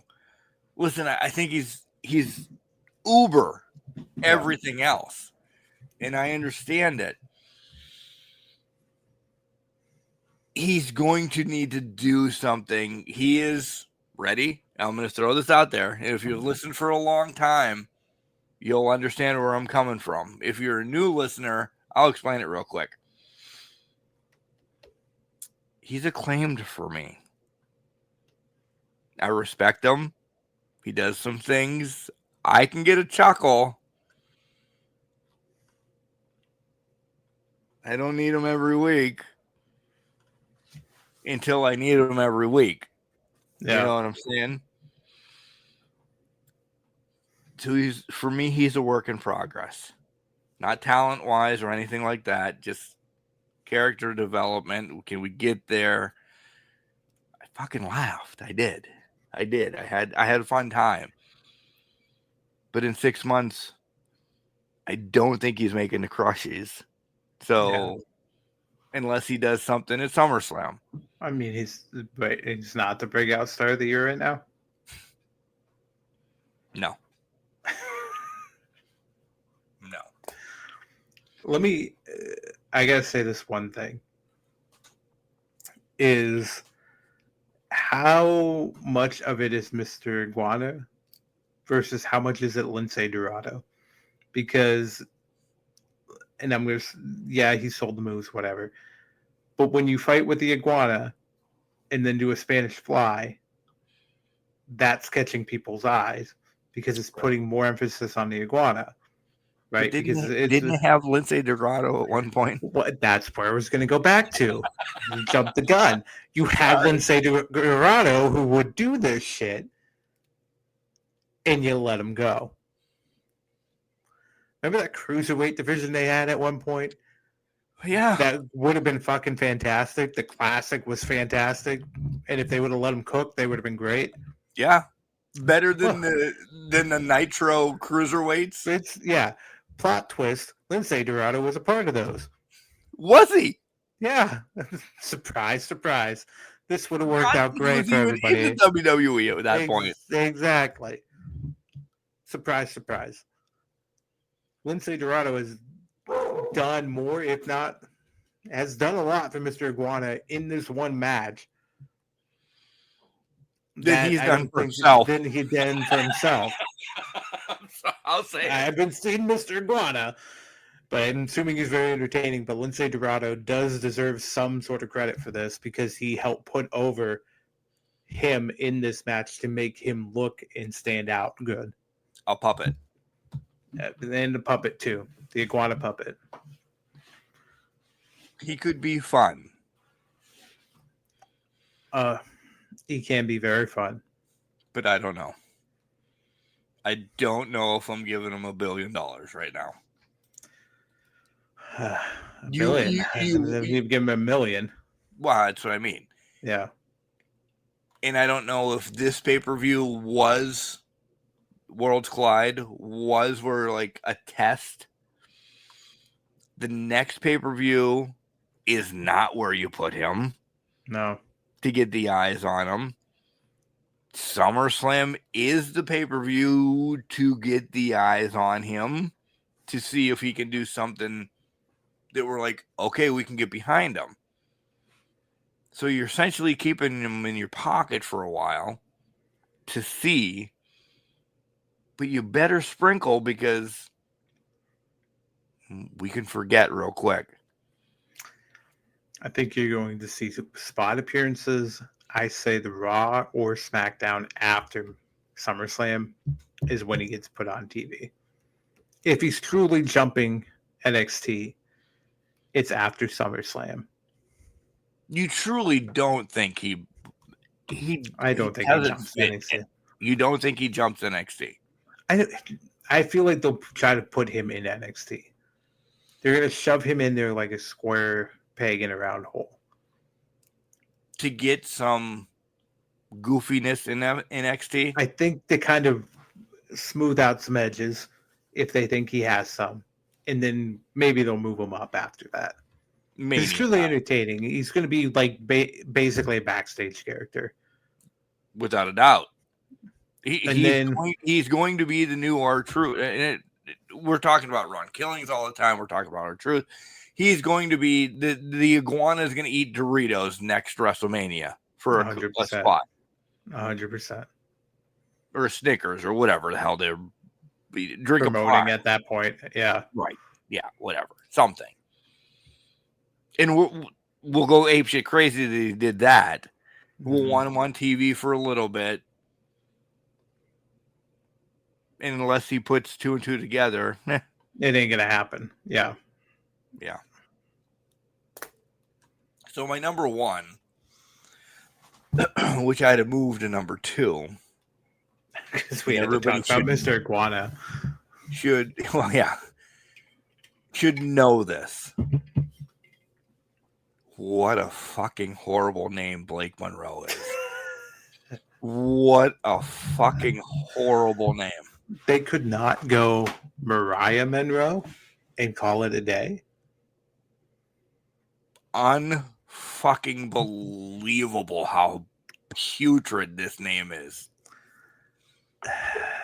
And she's trying online. She's trying everything online. Yeah.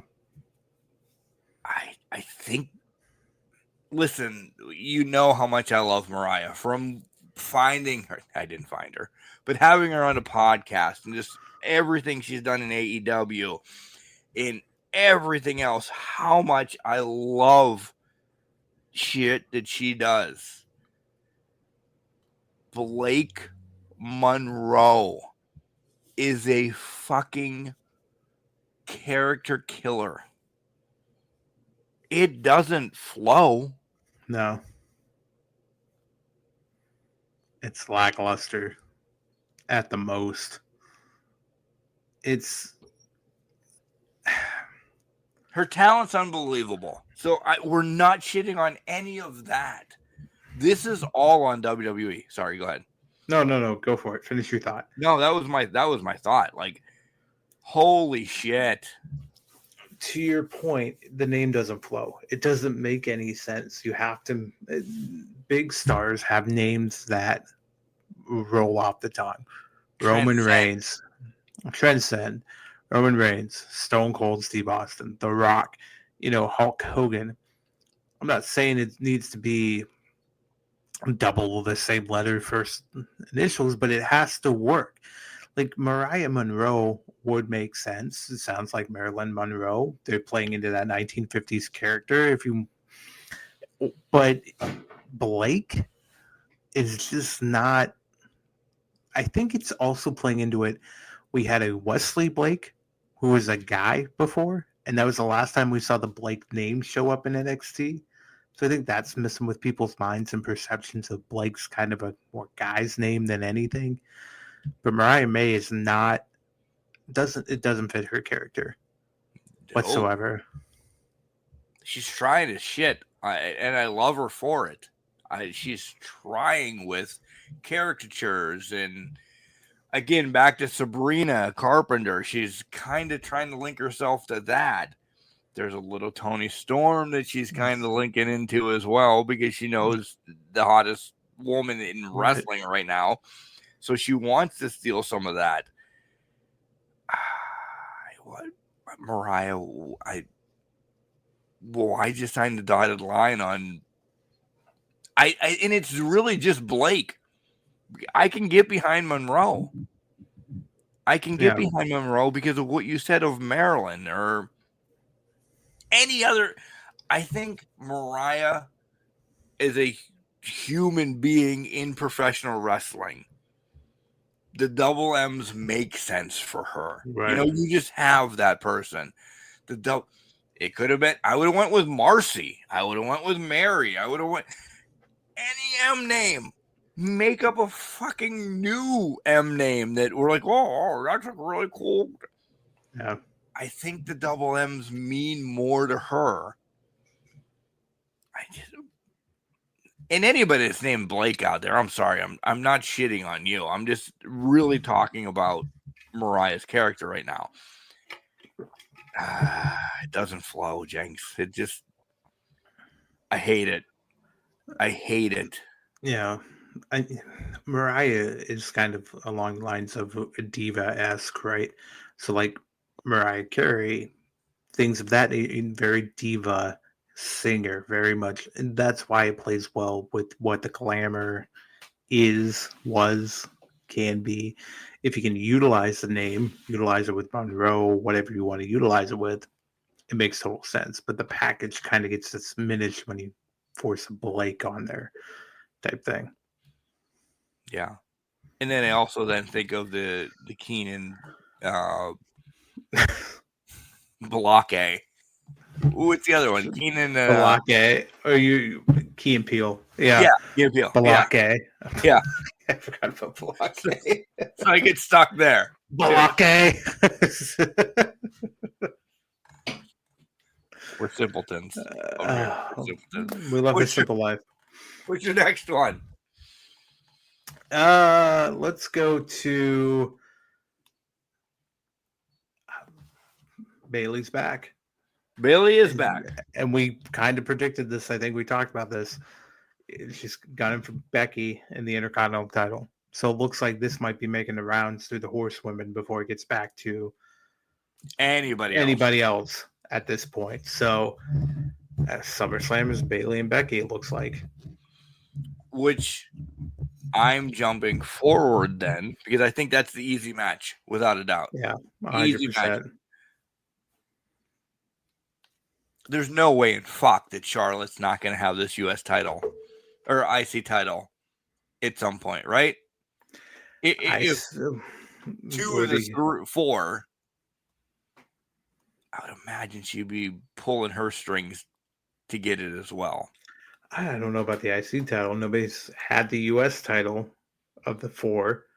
So maybe she pulls the strings for the U.S. But then again, maybe she says, those titles are beneath me, and just wants to stick with the world titles. And in true honesty, I would be fine with that for her. But I think she looks at the package that she is grouped with, throwing Sasha Mercedes out now Yeah. for another year and a half, essentially. Yeah. All of them, my prediction until this podcast ever ends or I end, all of the horsewomen will have all of the titles at one point. That would they're the notoriety that really brought, we talk about Trish and Lita, we talk about Paige and AJ and everything. Yeah. Every horsewoman will have all of the titles at one point. Just so they have that, because it's the strongest women's faction ever in WWE. That's fair. And to that point, Charlotte will want to be the first person that has that Grand Slam title under her belt. I held the U.S. title. I held the Intercontinental title. I held the World title. I held the WWE Women's title, whatever you want to call them. I held all 4 of those titles. I held the Divas title. Technically, I've held the Undisputed Women's Championship title. I've held this. I've held that. She's going to want that ego stroke. 100%. Who's getting the tag titles with her for about 30 seconds? Nat. Somehow they've been together. Yeah, they're in the lineage. They're called the lineage or something like that. Natalia's final swan song. That will be the tag title. Will probably be the last one, and I'm not spinning this off of that you brought Bayley back or anything like it, because we'll get there. Charlotte's last title ever gotten will be the tag title. Well, yeah, because then it'll be twilight of the career. She can ride on the coattails of whoever she's partnering with and call it a day. Yeah. But I'm excited Bayley's back. I think this could, as we're looking to SummerSlam already, skipping over other things, because usually other things are skippable. Is that a word? Not tonight it is. Man, do I have to piss, by the way. There you go, people. Let you know where we're at in the podcast. Yeah. But I think that's something that Bayley, Becky, Sasha don't care about. Somebody else will. 100%. Which leads me to the woman's one. Evolution. Oh, okay. Words all of a sudden. That P just came all the way up. Evolution 2. Yeah. Main event, Nikki Bella against who? Well, apparently it's Liv Morgan. Right? Nothing against Liv. I love Liv. Yeah. I don't know if that's... If it's not for a title, what are we doing with it? Is it strictly to put Liv over? Is it to reestablish Nikki? Which, if that's the case, then I'm sorry. I've just never liked the Bellas. Do we really need them as part of this? Can we just give them the tag titles because nobody gives a shit about the tag titles to begin with? I was so for these tag titles so long ago. I was too. But again, in true WWE fashion, tag teams mean nothing. And if the women are involved, it means even less to those in charge. So what are we getting on this pay-per-view? Listen, I'm all for it. You know, Sir Michael Jenks and myself are all for WWE should do it every year. 100%. Everybody should do it every year. Listen, because we talked about Money in the Bank in the last segment, that That ladder match was better than the men's, and it has Yep. been for years. 100%. My favorite match was Becky against Lyra. But if your fucking main event of Evolution 2 is Nikki Bella against Liv Morgan for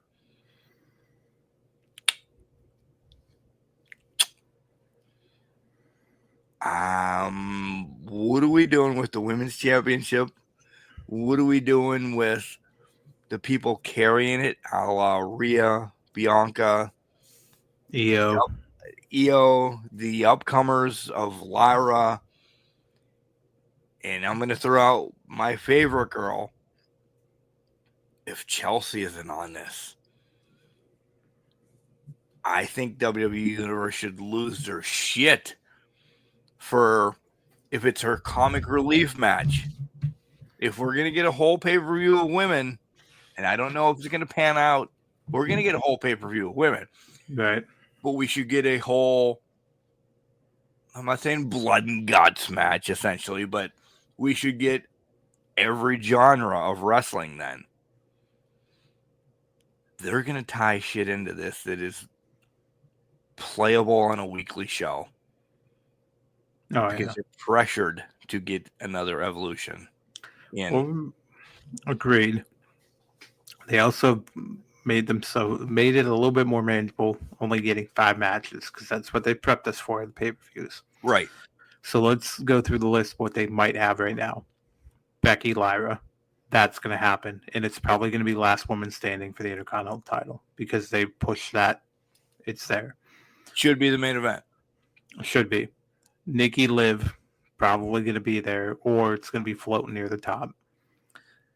Probably going to have one of your 2 women's championships defended here. I would think both. If you were should be.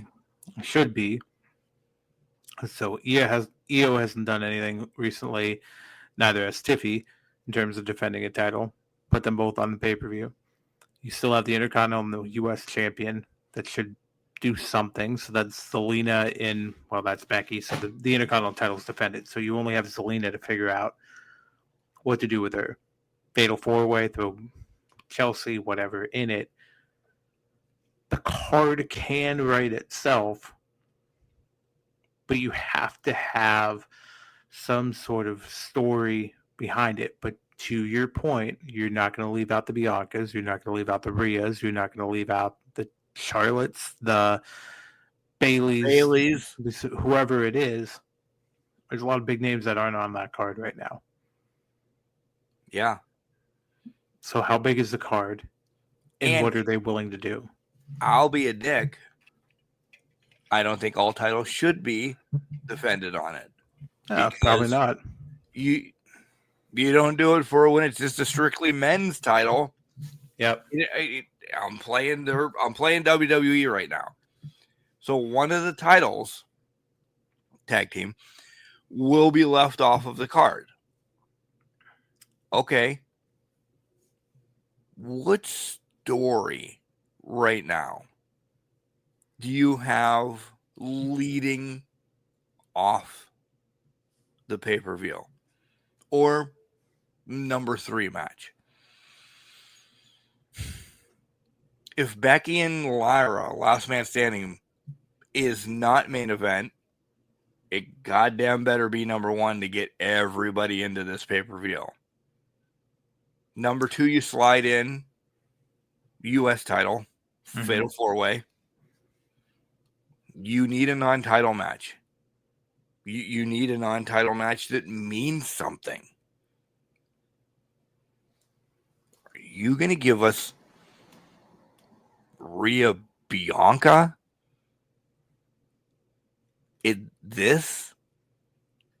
No possible way. That's millions of dollars waiting.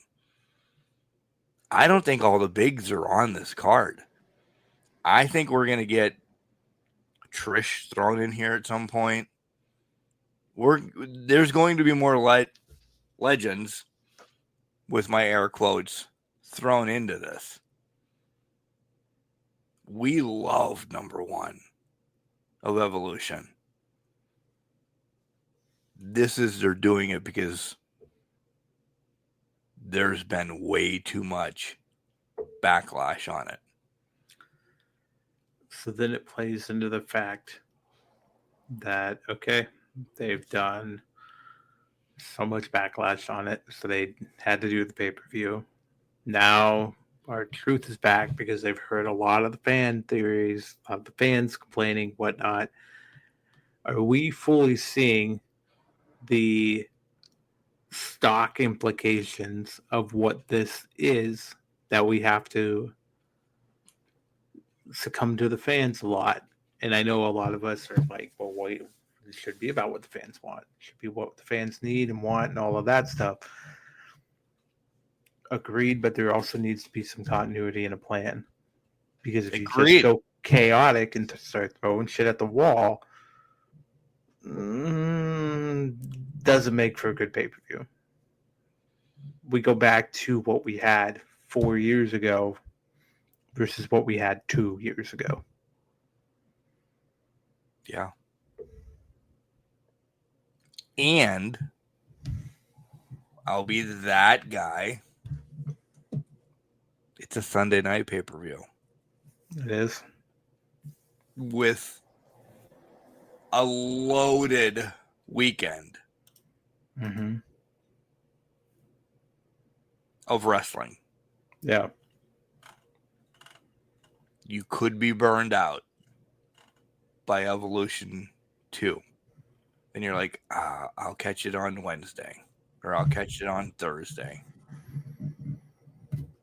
It's set up to fail, Jenks. So there's not a 3. Yeah. It's not on a holiday weekend either. Right. Could easily have been one. I think it's set up to fail. So we're like, 2 wasn't as good as 1. Maybe we shouldn't do this again. People will attend. People will love it if they think about it. Yeah. It'll be a great showcase. Don't expect much from it. Right. And that's what pisses me off. That's what they planned for. What's your next one? Because I can't wait to get to my next one. He's ready to go. He's just chomping at the bit. All right, I am. We've talked about the women. We've talked about. I would say my next one, I'm going to jump around. I'm going to go back to AEW. And I'm just going to give props to Swerve and Ospreay. He's a broken nose now. He has a broken nose now, but goddamn, I'm going to tie Hangman into this because this plays into it too. Swerve Ospreay, fucking phenomenal. Watch the match. If you haven't watched it, watch it. Watch it again. Keep it on rewind. Hangman getting sucked in by Moxley, getting kidnapped, brought out. But we tie it back in later in the night. Ospreay's in the trainer's room. We know Nana's in there. We see him poking his head out. The Bucks come out. Hangman basically yells at him, tells him go piss off. There's never a plan between us. And right now you have no business here with Swerve, myself, or Ospreay. He lumped himself in with that. We've had development. Swerve's heard that development. They're about to be on the same side of the coin until they fucking kick each other, tag team champions, or they're going to kick each other in the face at All In on accident and then get past that and become tag team champions after that. I think it's also leading me to believe the Bucks are going to be tag team champions between now and whenever Swerve and Hangman get the tag titles, because I think that's who they take it off of. I get it. We were talking about Hurt Syndicate, but we have a line in the sand's been drawn here. A little bit of this and that was released. That you're like, oh. So now we're playing a game of, okay, wait a minute now. The Bucks are involved. At some point, it's got to be Bucks versus Hangman and Swerve. It looks like this is going to get good if it hasn't already. Well, it has already. It has already. That's the thing. And then nothing against the Hurt Syndicate. Nothing against them. Yeah. They've been running amok. But the match, Jenks. You tell me, Bucks, Hangman, Swerve. Match number 6 on your fucking 14-card match for AEW. You're not buying tickets just for that. 100%. That match sells itself because of so many well-woven shit that we don't think of. Mm-hmm. Yeah, 100%. We bitch at TK because he's got 97,000 storylines going. But when one works, you follow that thread back to 2019. You're like, huh, I didn't picture this. And I didn't picture this, and I wish I would have. Yeah. Type deal. This is going to be something special by the end of the year. So it's probably World's End. And I'll still say this. Just to goat you along. That's when we get a 3-second pause. Probably. And they lose it. They lose it then within seconds or a week. That's where I think it's going. I truly think after Hangman Swerve, Christian Cope wrap back around. Yeah. And then by 2026, they're minuscule in wrestling. And I don't mean it mean. They're just retired enough. Yeah. Jenks, I'm so relieved that you talked about that. But let me tell you, there's one thing I'm more relieved about is that NWA is my next one. Oh, okay. Have you heard? I have not heard. What about NWA? It is going to the Roku channel. Oh. They legit finally got something. I don't know how many people have Roku. A lot of people probably have Rokus out there in the world anymore. But it is in a press release on Tuesday. It was revealed that the NWA will be streaming on the Roku channel, the sports channel, full episodes. I'm reading the presser, by the way, of the NWA will air in the United States, Mexico, Canada on July 29th, every Tuesday at 8 p.m. Again, against NXT. Of course. Because they can win. So my issue is with this, if you're a diehard NWA fan, I like it. I do. And you can watch NXT on replay, essentially. Roku channel, I've had a Roku for a trillion years. I don't remember how I can go back on it and find stuff. I don't think you can go back on it and find stuff on it. Is it a good place for them? Will it make an impact? Why not fucking pick a different day? Any day would have been better than Tuesday at 8 on Roku. I'm going to tell they're going to be forgotten. They will be forgotten on the Roku. Oh, without a doubt. There's no, even if people are like, hey, let's check out NWA, the first show, the pull away from NXT would be so insignificant that they're just going to wither away into nothingness on the Roku channel. Unfortunately. I'm sure it's going to be taped. Yeah. I would, not that we're betting men, but I would bet something, my picture of Haku right in front of me, that it's going to be taped first and foremost. I don't know if Roku has live stuff. I have a Roku. I don't watch the Roku channel. What about Thursdays? I mean, I know Impact on Thursdays. Nothing against Impact. That should probably be your first competition. Yeah. Hey, Mondays is Raw. Tuesdays is NXT. Wednesdays AEW. You're not competing with any of those three. Impact, maybe, because they have access. Friday, you don't have a chance on SmackDown.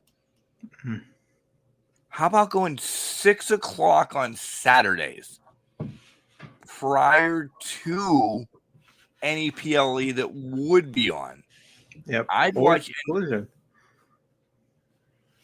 I would watch NWA prior to any PLE. First and foremost, Billy, you should only keep it at an hour show. Don't think you're making this a 2-hour show right now. Yeah. You ain't got it. And everybody knows I'm a strong advocate. I loved NWA prior to COVID. I love the people in NWA. It just hasn't clicked.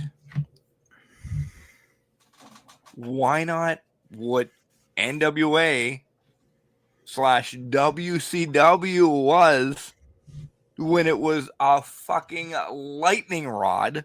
Yeah. Play it from 6 to 7 on the Roku channel.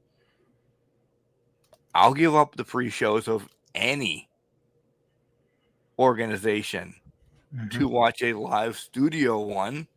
Switch it over to AEW's pay-per-views, switch it over to WWE's pay-per-views, and miss out on Booker T going shucky ducky. You'd only have to compete against them once a month. Saturdays at 6. Yeah. There's no fucking way I'm watching NWA compared to NXT. Nobody's If I was watching watching them live. This is all preface. I completely agree with you. The Saturday at 6 spot, the old TBS, the old WCW Saturday night hour show, 6:05 Turner Broadcasting Network, right? Play it, be done with it, move on. You have a great night. You just had dinner time all to yourself. Right. And you could catch it. I don't think we're not thinking in those terms anymore. And I don't think they're thinking in the terms of we have the product to compete. You may think you have the team, the players, anything to compete on a Saturday or on a Tuesday night with NXT. But if history has shown anything, AEW couldn't survive Tuesday nights at 8 with NXT. Couldn't even survive Wednesday nights at 8 when it had an established time slot.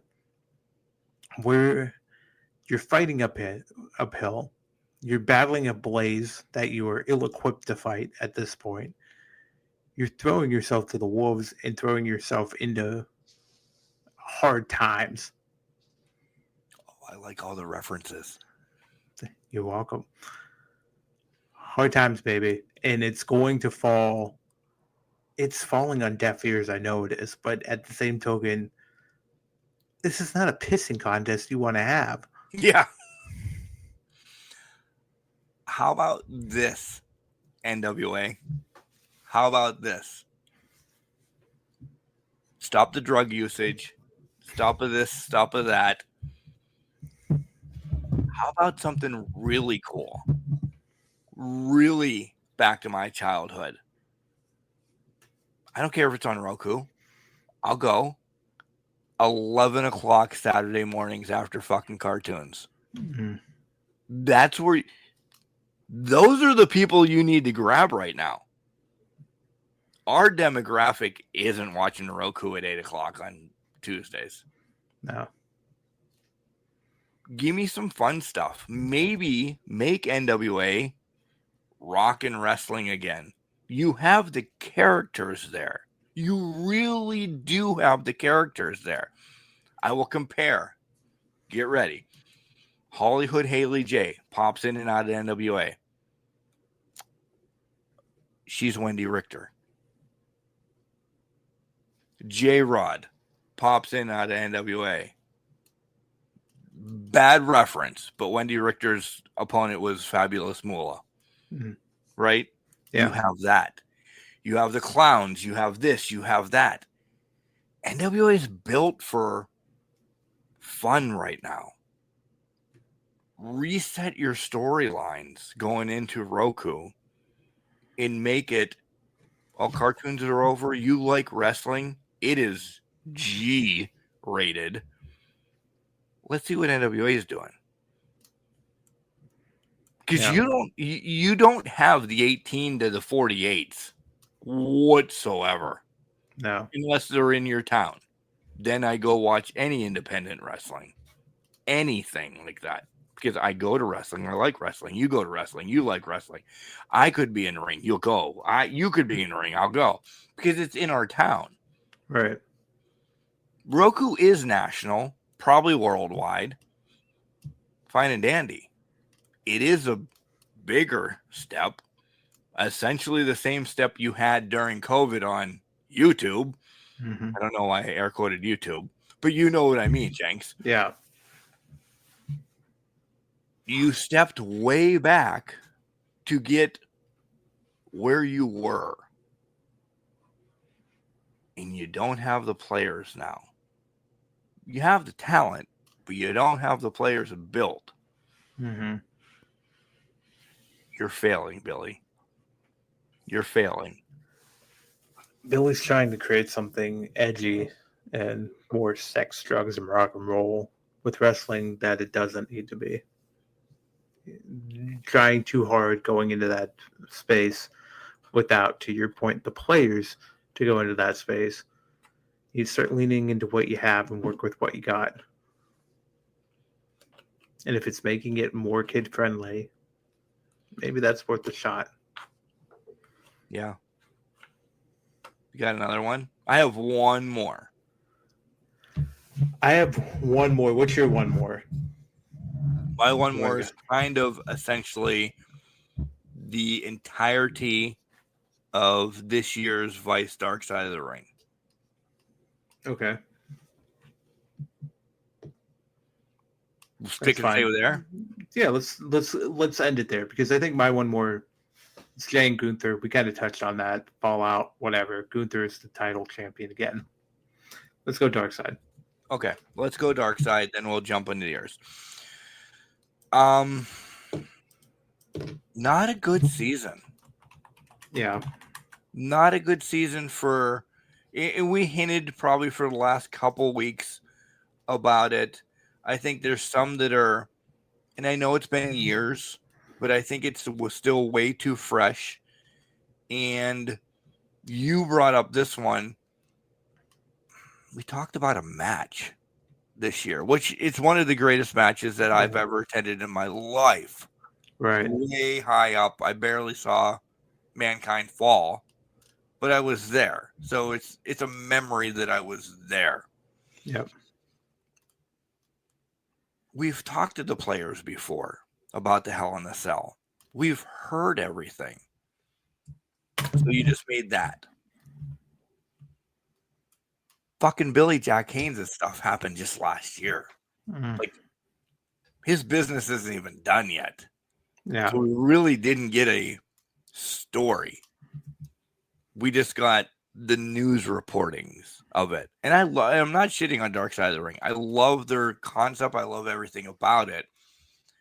I think you just wanted to be essentially edgy this year because they were new, they were fresh, they were this, they were that. There's a ton of other storylines that you could have told. The Daphne one really hit me. If you've been with us forever, you know we were in the midst. You know, this isn't for anything but the story to tell you. We're in the midst of maybe getting a spotlight with her. I didn't want to see that one. I watched it because I loved and respected Daphne. But you could tell people didn't really want to yet. Yeah. And it's a tough subject to bounce around. I just don't know. And then you have Ludwig Borga, which I don't think that's a subject that we should have touched as well. Like, there's a lot going on in the world. I might be becoming soft. Not that I was ever hard, but I might be becoming soft. That I'm like, shit. Maybe his story didn't need to be out there. And just let the aura of the wrestler do whatever.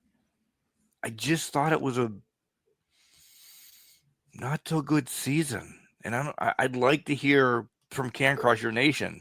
Did you guys find everything interesting this year, or are you on the same page as me that we are like each one was harder and harder to swallow?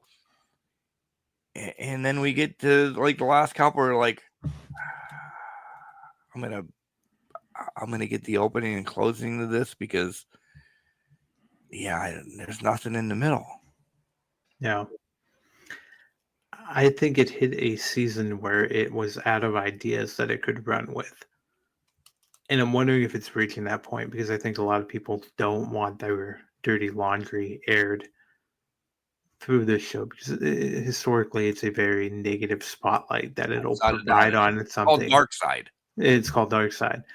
And I think when you look at it, when we talked about Hell in a Cell being the season premiere, essentially, of it, we beat that subject to death. We know what it was about. Everybody was there, lived it, whatever it was. What's the point of that? And as you alluded to, some of these things are fresh off the press, and some of these things are very hard to deal with or should not be touched with a 10-foot pole. They never should have been. I mean, the Daphne stuff was just, it's fresh for her entire family. Her child didn't want to be a part of this because of that. There was just, that is too fresh of a wound for people. And I think it goes the same way to Billy Jack Haynes. We're just getting convicted this year, right? So why would we be covering that? I think it just goes to show that they may have just hit the limit of the stories they were able to tell and talk to. And I mean, the only one that I could think of that I would want to see that maybe made sense was Muhammad Hassan. But then again, he's already been on Chris Van Fleet and it's already been discussed. Right. So is there really a dark side to it besides just shining a story through a different light bulb, essentially? And that's the problem when you get into these dark sides is it's taking it and it's glorifying the negativity of each story so that it can get views. And that's sad. It is. Now that we come full circle with it, like first couple seasons, this, that, or the other, the Owen one, the Pillman one, were really touched by WWE or any other outlet. So I'll even throw the Benoit one in because that was kind of during COVID, and myself and some IWC wrestlers kind of got in a little chat room and watched it together and kind of, I'm not going to name any of them, but because I don't want them, because we kind of like talked about it and, wrestling and this, that, and the other. And I'm like, being on the outside of it and everything, it's shed some light, I'm sure it shed some light to people around the world. Nobody did that for like this season because it was it was very negative across the only one I truly don't think was negative was the Hell in a Cell one because Christ, WWE has an 8-series DVD that you can buy on Fanatics with our promo code about the Hell in a Cell. Yeah. So it's been beaten literally to death. these other ones were just so rough. And you've seen Dark Side of Comedy. It lasts for like 3 years, and Yep. the rest of the comics are like, whoa, we don't know what we signed up for. Because these are all pre-recorded some years in advance, and then it's released on days, essentially. This year's wasn't. This year's, as we said, and I keep beating this. It was just like Billy Jack Haynes. And I know Daphne's been a while, but you give family time. They didn't give family time, I don't think. You saw Dark Sides of the NFL. You didn't get Antonio Brown's. Look up that right now, by the way. I know. Dark Side, released the same year. You've always had years, decades of something. These were too fresh for people. These were all too fresh, besides the Hell in a Cell. And I don't know, I'd like to see, but I won't, because I don't care, to dig into the views this year of where they really hit. Yeah. I think after one, you might have seen a ton of people watch Mick Foley, because everybody loves Mick, to talk about that. Fine and dandy. You get to the next one, you're like, oh. You get to the next one, you're like, oh. You might skip something until you're like me, wanting to see what happened on Daphne's. You're like,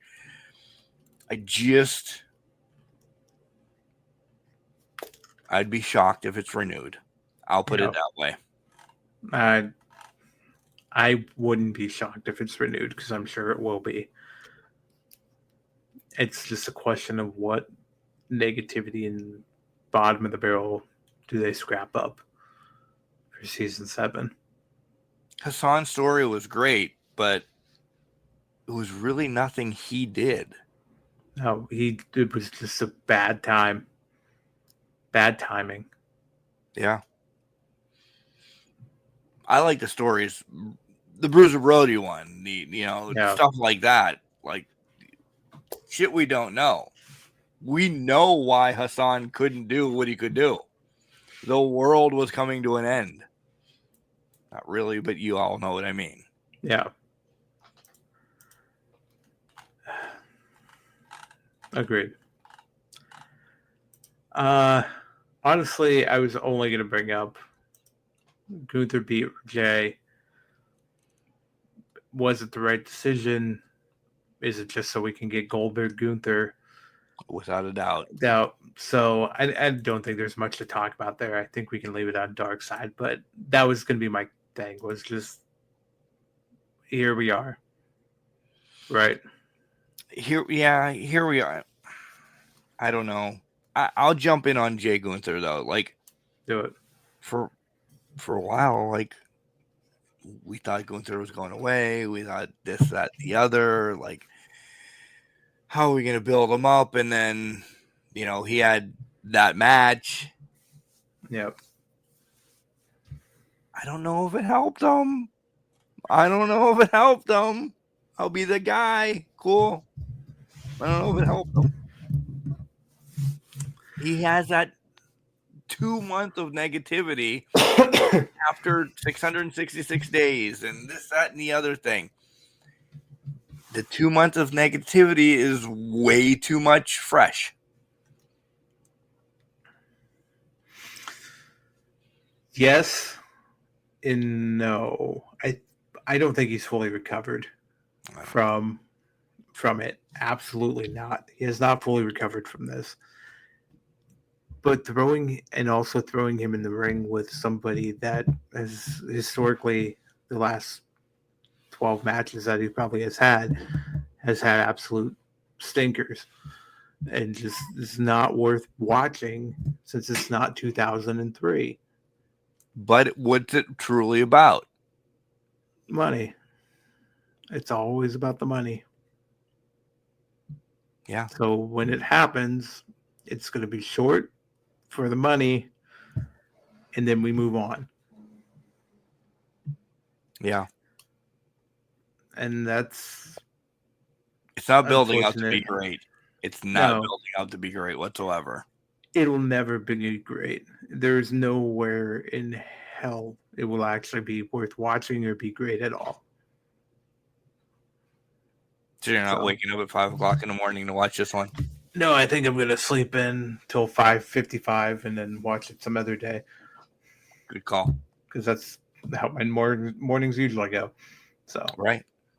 Yeah. I really love throwing a shit against the wall segment more so than anything else. I agree. It's chaotic and we don't know where it's gonna go. I love it. We kind of have. I've been doing notes over the last 2 weeks because I want to see what we double up on, and we don't Yeah. usually double up on a lot, which is great. No, But Blake Monroe is fucking horrible. it's the worst thing in the week. Maybe we should do a worst of the week. Would you agree then? Let's start that right now. Worst of the week. Worst thing of the week is Blake Monroe. Monroe. Yep, 100%. Without a doubt. Mariah, I love you. Can Crushers love you. You're on every week with your promo, more or less. But my, oh my, I hope at least you're laughing at WWE as you take their money and run. Because I don't know. I'm not buying a Blake Monroe shirt. No, God, no. But prove us wrong. That's what I'll say. Yeah. I'll get Blake tattooed across my heart. I will not. I will not. Jenks, what do you got going on this week? Nothing. Hopefully it's less chaotic than last week. Nothing. At least I'm hoping it's less chaotic than last week. What do you got going on? Nothing as well, honestly. I mean, I hope it's less chaotic. Personal life, the personal life chaos is great right now. Can chaos be great? It can be if it's going your way. Well, I feel like that's great right now, and we'll leave it at that. good. But yeah, I really don't see where work rebounds. I'll leave it at that. Yeah, you know what? I think it just goes where it flows at this point. Back to the gutters is what you're telling me, huh? Back to the gutters or down the drains, one of the two. Yep. Like a tornado.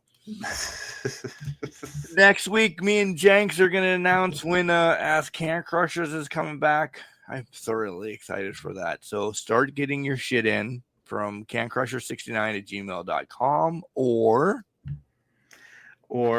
you can at 814-299-86687. You can call us and do it. Sorry, I had something come up on my feed that I was looking at because they confirmed when the match for Gunther and Goldberg was. But when is it? It's supposedly at Saturday night's main event. Oh. So Well, mark that at on your least he's calendar. not getting blood money for going to Saudi then this year. Exactly. He's just getting money, regular money this year. But anyways, if you want to call us for Ask Can Crushers, 814-299-6687, because I was partially paying attention during that whole thing. So Partially. It's been a beer episode, folks. So we hope you thoroughly enjoyed this. Sir Michael Jenks and I love doing these episodes. we do.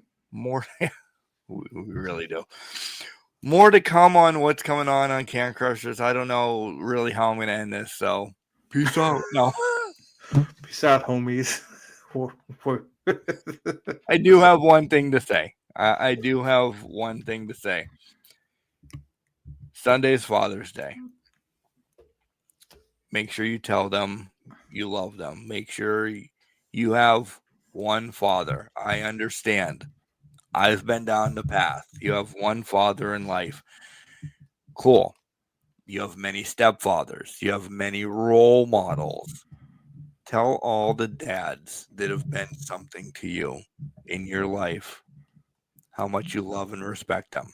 And it doesn't need to be the blood ones because sometimes it's the other ones. Absolutely. It's whoever stands up and fills that role in your life.